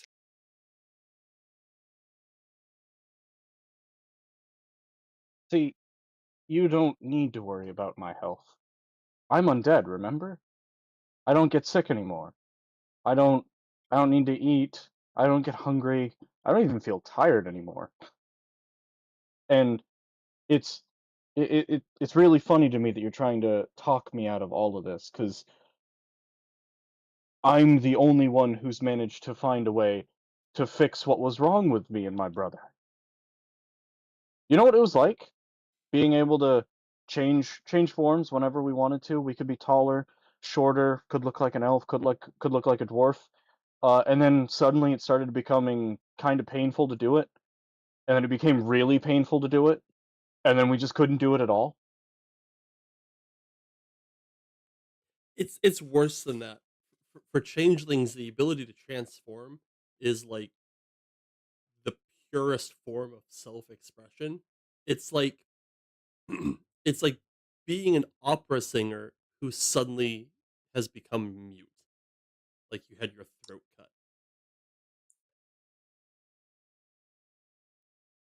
And then we get told by we get told by everyone, "Oh, just go to the church, they'll heal you," and they just told us they were gonna pray for us. Or go to that guy on the street, he's got a miracle cure, and it's just water laced with alcohol. And then and then you told me and Tancred that you knew a way to help. And then suddenly I woke up on a table, not being able to feel anything anymore. And then I got told my brother didn't survive. And yet here he is, right here on this table.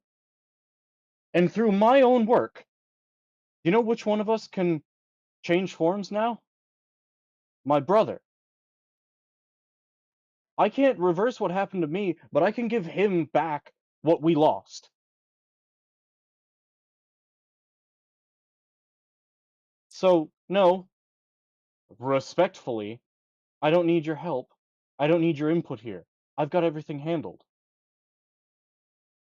At least, yes, he's bigger than what he used to be. Sure, he doesn't speak as eloquently as he did before, and maybe his motor skills aren't up to snuff, but at least he can somewhat transform. When I was in my mother's womb, the umbilical cord wrapped itself around my throat, deprived my developing body of oxygen. As a result, when I was born, over 3/4 of my body were insensate and without motion. You must understand that among my people, for a child to be born of sickness is considered rather social suicide. It's a stain on the family's legacy. So, my parents resolved to keep me a secret. And for the first 80 some odd years of my life, I was, unbeknownst to the world, unbeknownst even to my own siblings.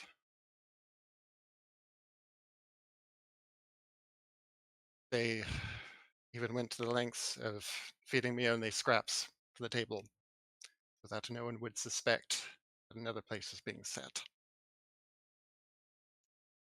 And if I were to ever complain about this state of affairs, they would simply remind me that they felt I ought to be grateful that they had even suffered me to live at all.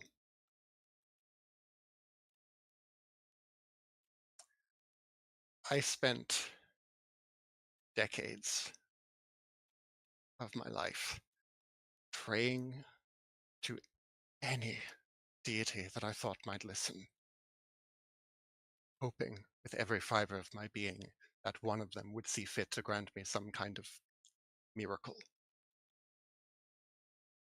But them answered. So I resolved to take matters into my own hands. It took quite some time. Taught myself a great deal of magic, and though I do not remember the exact process now, eventually I was able to mend my nervous system.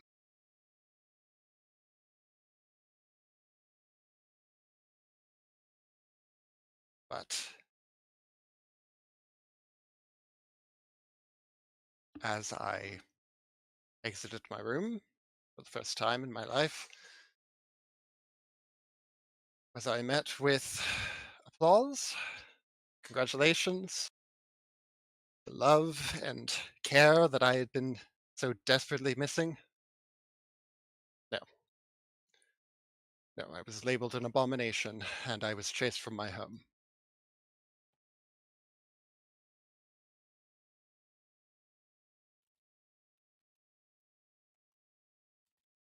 Lucius, you and I, we understand that in this world, you have to make your own miracles. And with that, she puts her left hand onto the operating table, and she grabs a scalpel, and she drives it in. And then she looks Lucius in the eye and says, I just want help.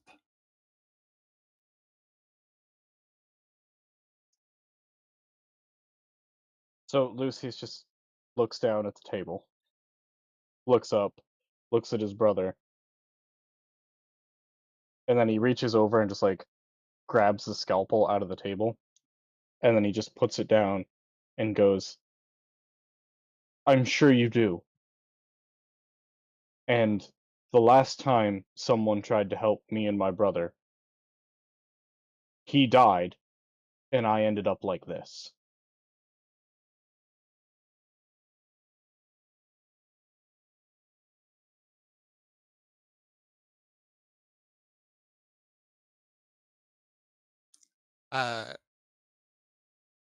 Chrysopia, make an insight check.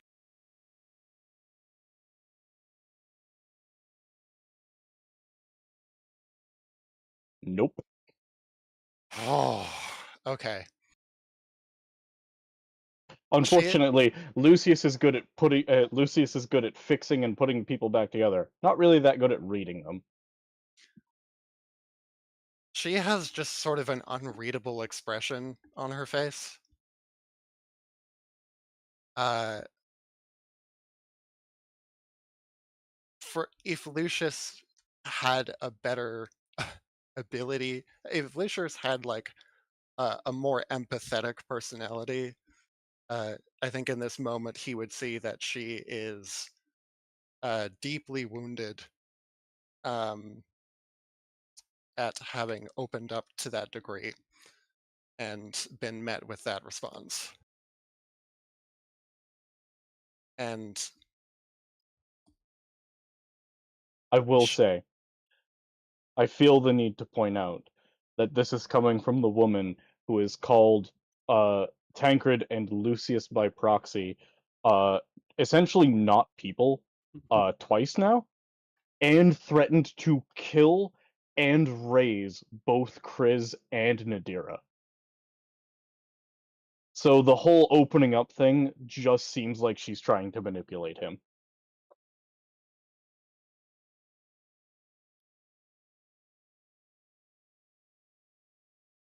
I mean, So yeah. Lucius is just gonna put the scalpel away and like kind of mutter under his breath that he's gonna have to clean it. And he's just gonna kind of go back into his work and be like, I've got this handled. Thank you. If you happen to come across a way to turn both me and my brother back into changelings, maybe I'll listen. But for now, I've got this handled, thanks. Could you please go upstairs and tell Rick to knock it off with the hammering? It's disrupting my concentration.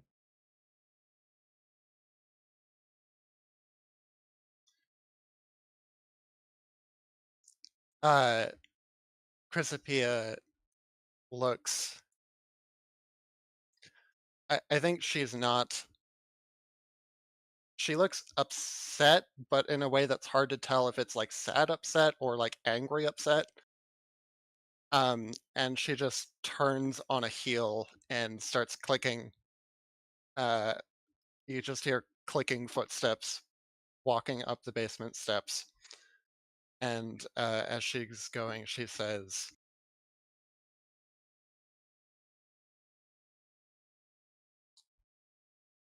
just mind yourself.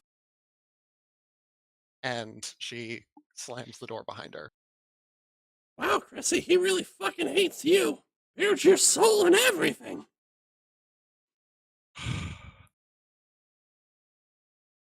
What do I have to do to get you away from me? Please, you owe him a shitload of teeth. Is Yeah, that it? a shit ton of teeth. All right. Also, let me know if you need help with that or anything.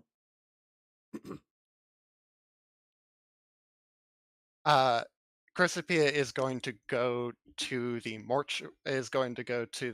crematorium to rifle through the corpses that we currently have on ice and get him his teeth, because my fucking god, she hates this thing.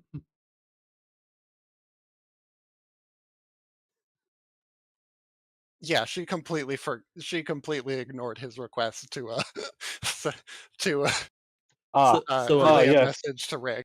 Yes. Really good way to try to get Lucius to warm up to you after he told you off is to ignore his request. Really winning hearts and minds here. So Genuinely, it was not like retaliatory. She genuinely just forgot. so like as you're storming through the city to get to your crematorium or whatever, the keymaster does go like, I was being serious, by the way. I know a guy. What do you mean you know a guy? For what? I'm an alpha level fucking demon. You want pretty boy there to like you again, right? I couldn't care less what Lucius thinks of me. I'm I just haven't saying. gotten to this. I'm just saying.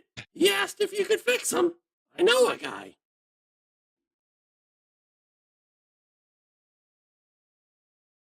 Ah, so that whole thing was manipulation.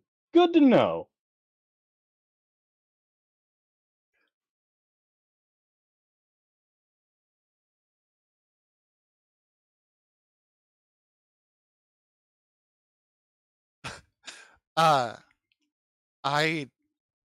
No, I appreciate the offer, but no. Something tells me that even if Lucius were to be returned to his changeling form, there is a much deeper wound that it would not heal. Ain't you supposed to be some kind of doctor? And what you do, fix wounds? Some patients do not wish to be treated. Whatever, lady. Give me my goddamn teeth. Wrench!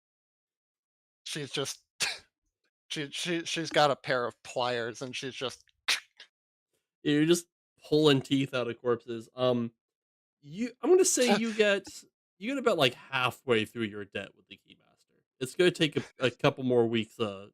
Corpses coming through and you pulling teeth to pay him off completely for what he's done for you. yeah. And I'm gonna have to explain. I'm gonna have to explain to my current crop of students why all the practice courses these weeks don't have teeth. Look, dentures are pretty profitable. All right. What's Stitch up to? What time of day is it? We're gonna say, well, we burned through a lot of time. You can be doing whatever you want. You can start at 6 o'clock if you want. Honestly, Stitch did his hour or so of swordplay, and then has been kind of bumming around the shop trying to see if there was anybody who needed anything to be done. There were serious conversations and hushed tones downstairs. Stitch is wise enough, even in his very young years, to recognize that he probably didn't want to get involved in that kind of a conversation. So I'm sure Rick could use someone to hand him nails. I'm handing nails. I Hand could nails use to Rick. someone to hammer. I have a strength of 8. What? Oh well, shit! You're handing me nails then. I'm over But here. yeah, just if blasting anything, this Rick's thing. handing you nails. These are those 6-inch nails, and I'm driving them in one hit. All right, so you Martin Luther the crap out of the front door. Fuck yeah, I do. What else are you guys doing? So I think Nadira would have. Oh, So you she was you were down there you were listening to downstairs that for all entire of that. conversation.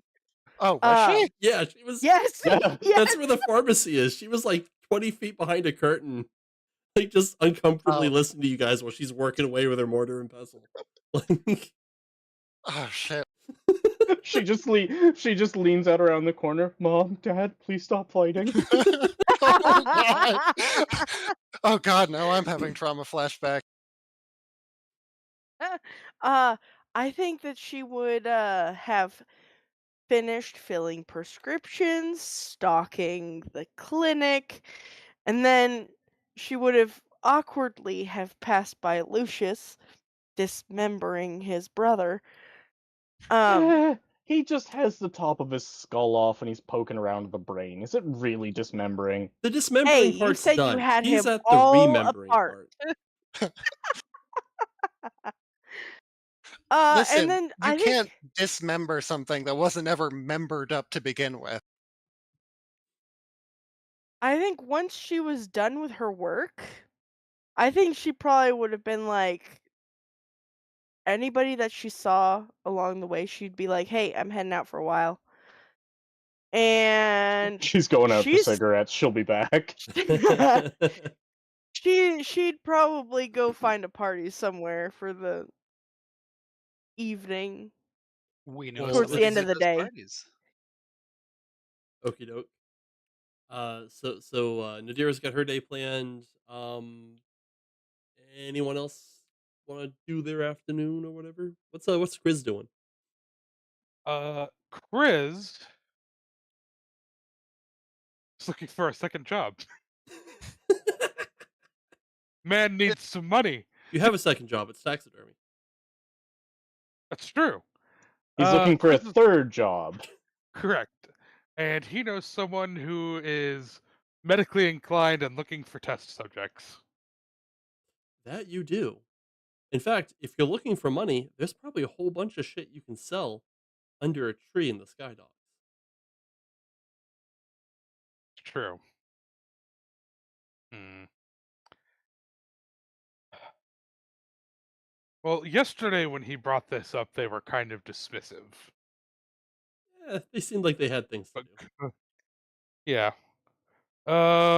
Today, everyone's just fucking around. Yeah, he'll bring it up. When there's an opportunity, when Lucius and Chrysopia aren't having a moment, I'm gonna and be Rick waiting a long isn't time on that one, brother. less of a moment than they were having this morning, and Rick has finished nailing pamphlets to the front door.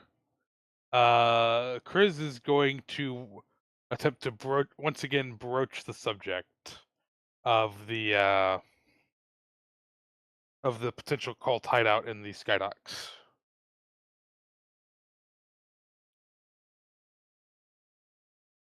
What?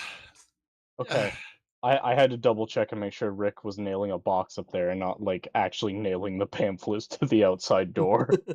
Let's be honest, there's probably a couple of pamphlets also nailed to the outside door. The door is It's a test.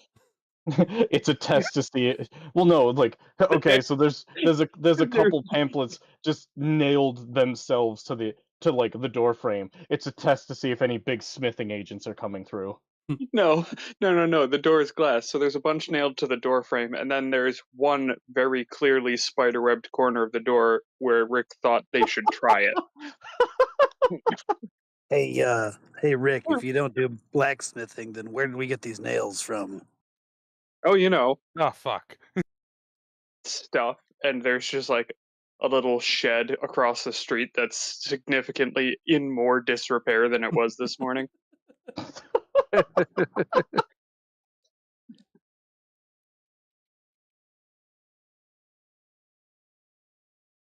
If this is indeed a cultist hideout, that could be a valuable resource. They may have research that we can ascertain. You They mean could have dispose some of? teeth. That depends on what the research is. As I recall, your intention and Lucius's intention when starting this was to undo the harm that the cult had done so that people like me didn't exist anymore. Yes, I also realized that there is no such thing as good or bad technology, only in the way that it is used.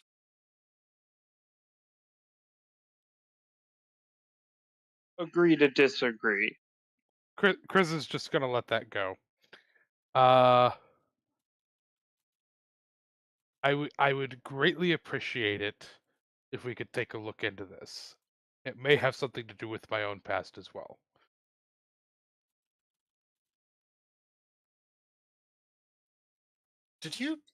Did Chris say what it is that he believed they were researching there? No, Chris has not said. Chris, how much do you know about this cult cell? I know that they took people from the Savage Lands. And if it's true that my existence is due to them, either I was just a baby's first Mr. Potato Man, or they're they were trying to do something with putting minds in bodies. Possibly, well, I could think of several uses immediately for that.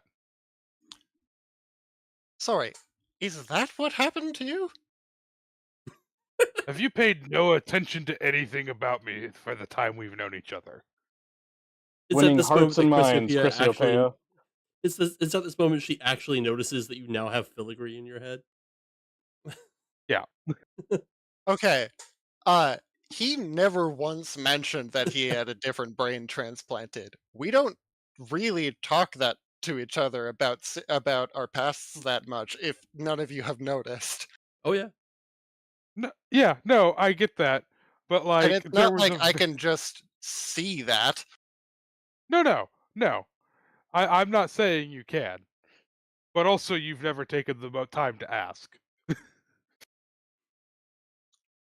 No, I have not, because A, we're colleagues, and B, these experiences in Chrysopia's experience are often pretty traumatic, and you don't randomly ask your coworker out of the blue, hey, could you maybe recount some traumatic medical experiences that you've had in the past? I'm really interested. Uh, Are I you mean, saying that you don't use trauma bonding for team bonding? Not for Chris. What kind of oh, millennial so are you? specific. Oh. No, You said they were it's doing brain transplants? what you think someone as smart as me can look this good? That if that's true, that is incredibly revolutionary technology. Which we will not be replicating. I'm sorry. You understand? If what they were doing actually worked, all physical diseases would be curable. You could just make a new body and transplant them into a healthy one. There would be no terminal illness. It would be the end of countless. Uh, and at this moment, something you can see visibly in her face, something clicks, and she suddenly gives a look at Lucius. There would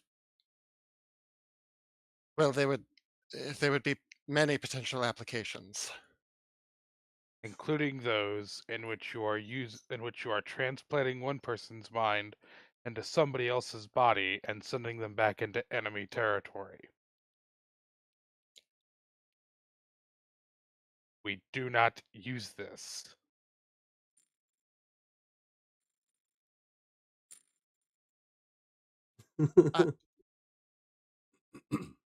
Oh my god, Lucius! Oh no. Like, yes, that sounds like a fucking terrible idea. Lucius did not put it together that that's what happened to Chris.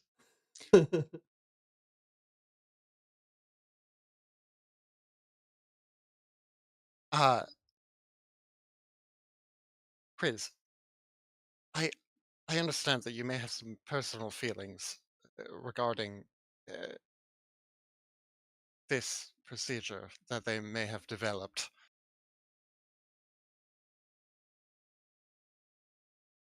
I am trying to be more sensitive to others' feelings regarding the, shall we say,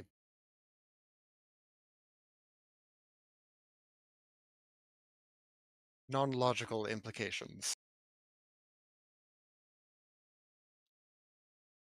But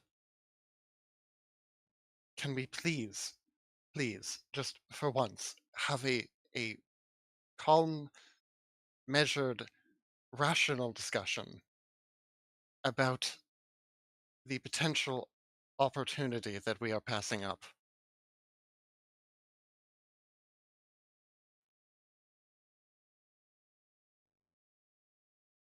If if the consensus is that we are not going to utilize this research, fine.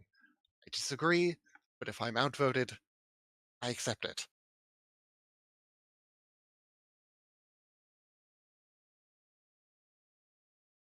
But Do what I you want.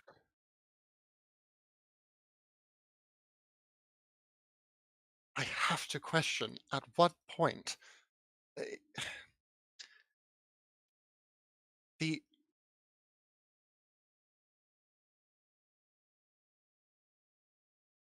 yes, I am as dedicated as the rest of you are to curbing the excesses of the cult. I do not want to go back to those practices. But the reason that we are doing this is because we, unfortunately, through unethical means, have gained access to knowledge that can save countless lives. I mean, Are we going to throw away all of Lucius's surgical techniques? I think this would be doing more saving lives. Stitch is going to speak up here at this point. I think this could be used to perpetuate class inequalities, eliminate death, overwhelm what meager resources we have on this plane. Not to mention, sure, you could you could make a whole new body and place the old brain into the new one. You could also do the reverse. You could take someone's brain out of a perfectly healthy body and put it into a disease-ridden one as a form of torture. Yeah. Or you could just give them diseases. Or Ooh, I like if that. you're thought. that or if you're that concerned about your own mortality, you could just clone yourself for the rest of eternity. It's illegal, but when has that ever mattered for the wealthy? There are countless ways of evading death. Why give them Most of another way them to do already it? available. You could take his face off. And there are countless ways of using magic and technology to impersonate people.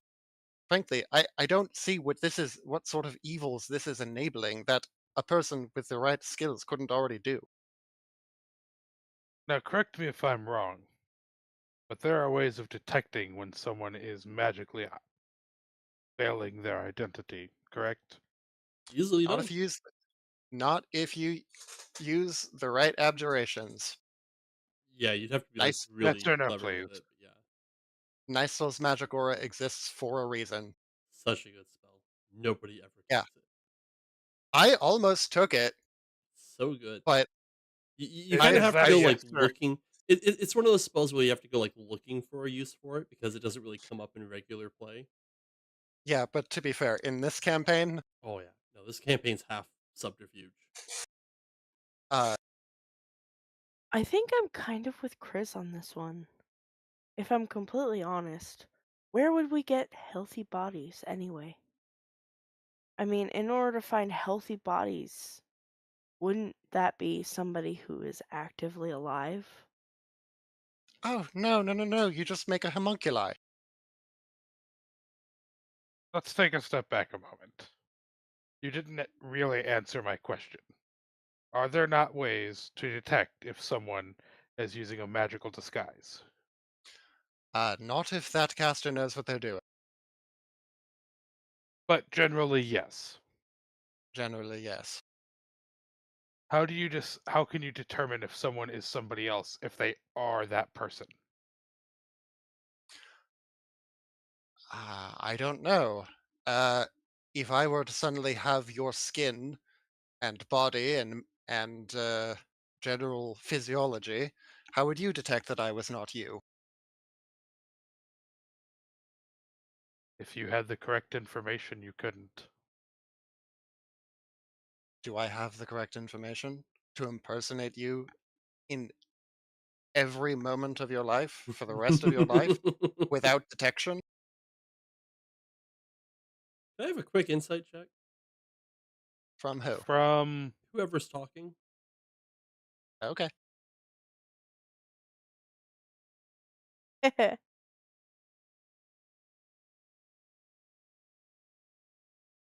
Okay, Sorry, this makes sense for Scroncy. Chris.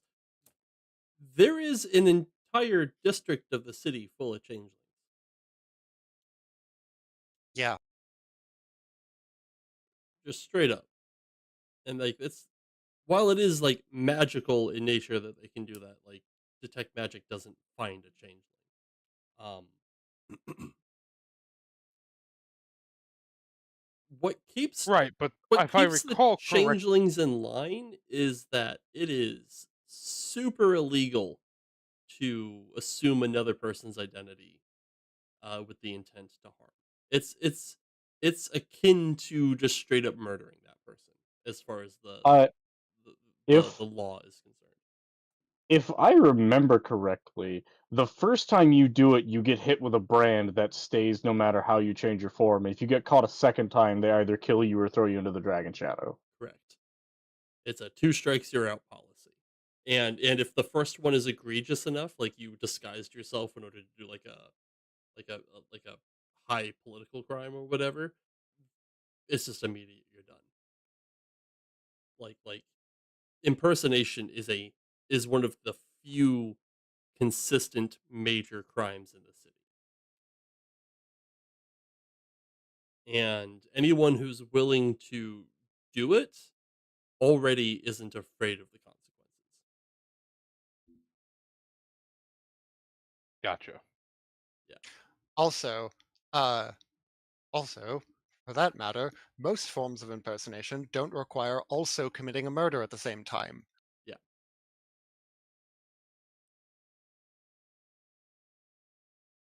Though I imagine that that murder would probably be a little bit lower on the list of things that are problematic for someone attempting to do it. Oh yeah, no. No, And anyone willing to do a brain swap to sneak into a place is already fine with murdering a person.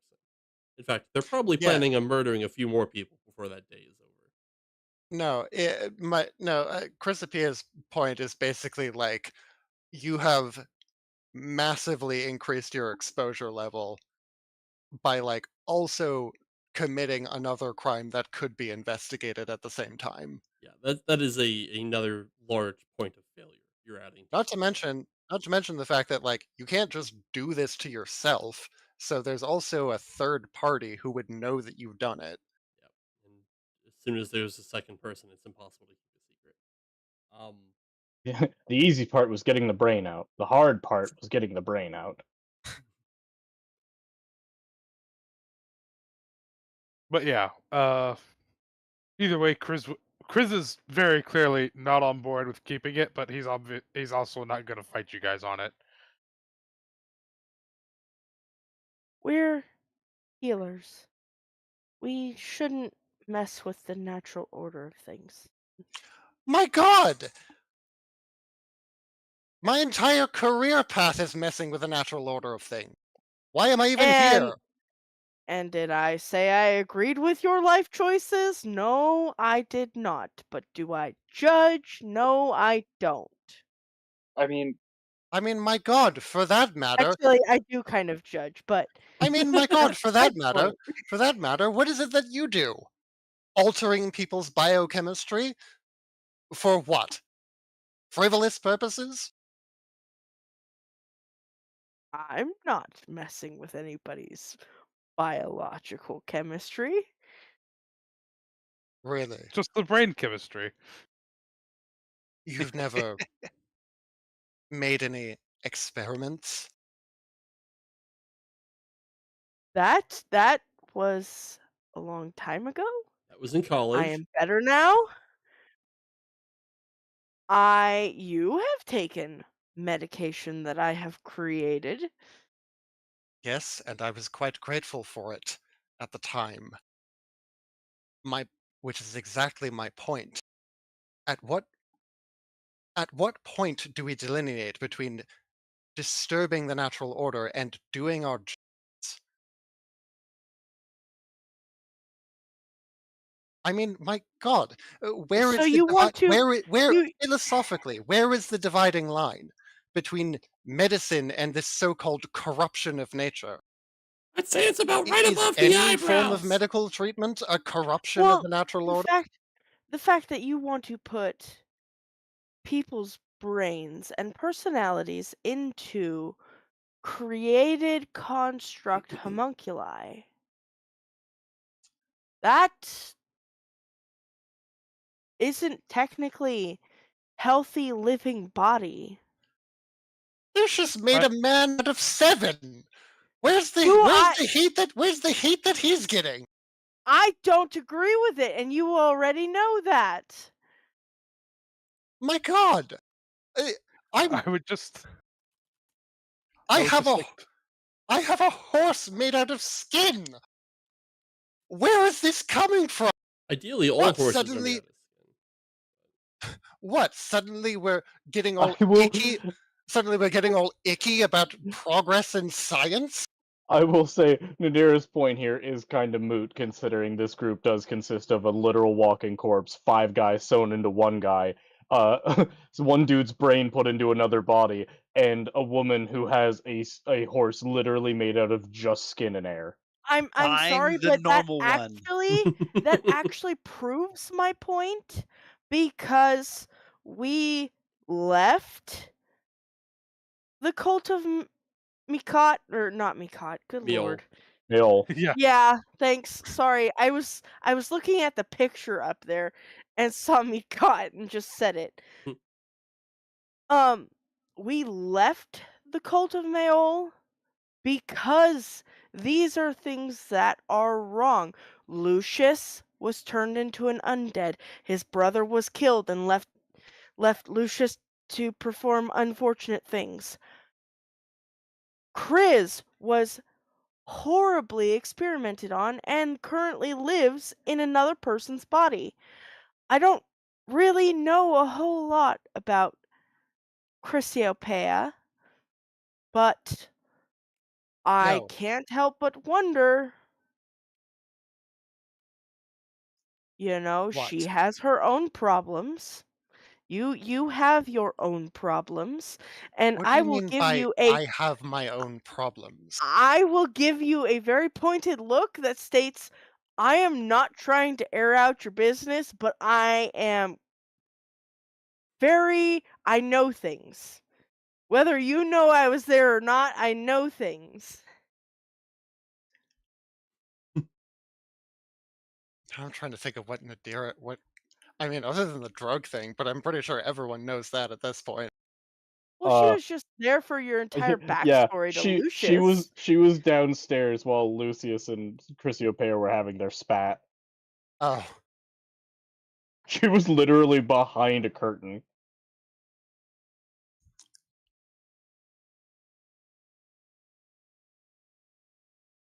The cult of Mayol does awful things.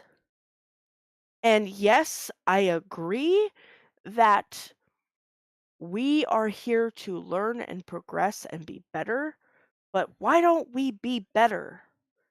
Not take their secondhand ideas and attempt. They do awful things to people for the sake of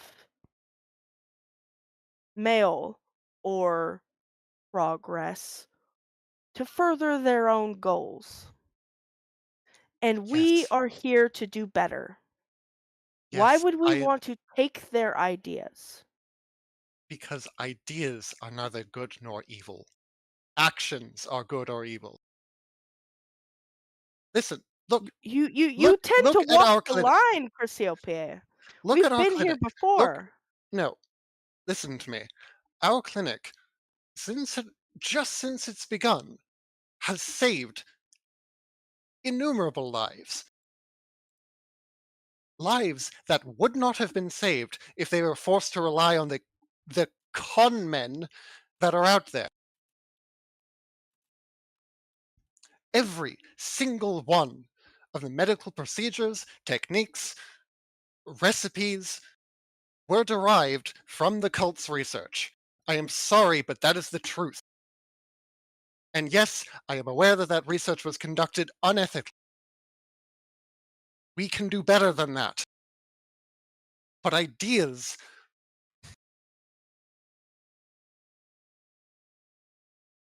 an idea is just an idea.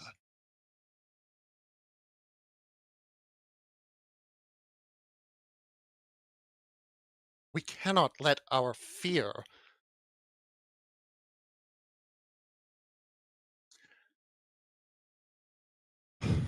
Lucius is just gonna quietly go back downstairs and start working on Tancred again.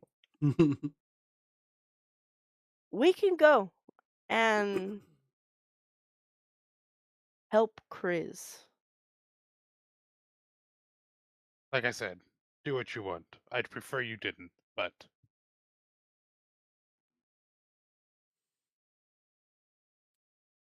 we'll call it there.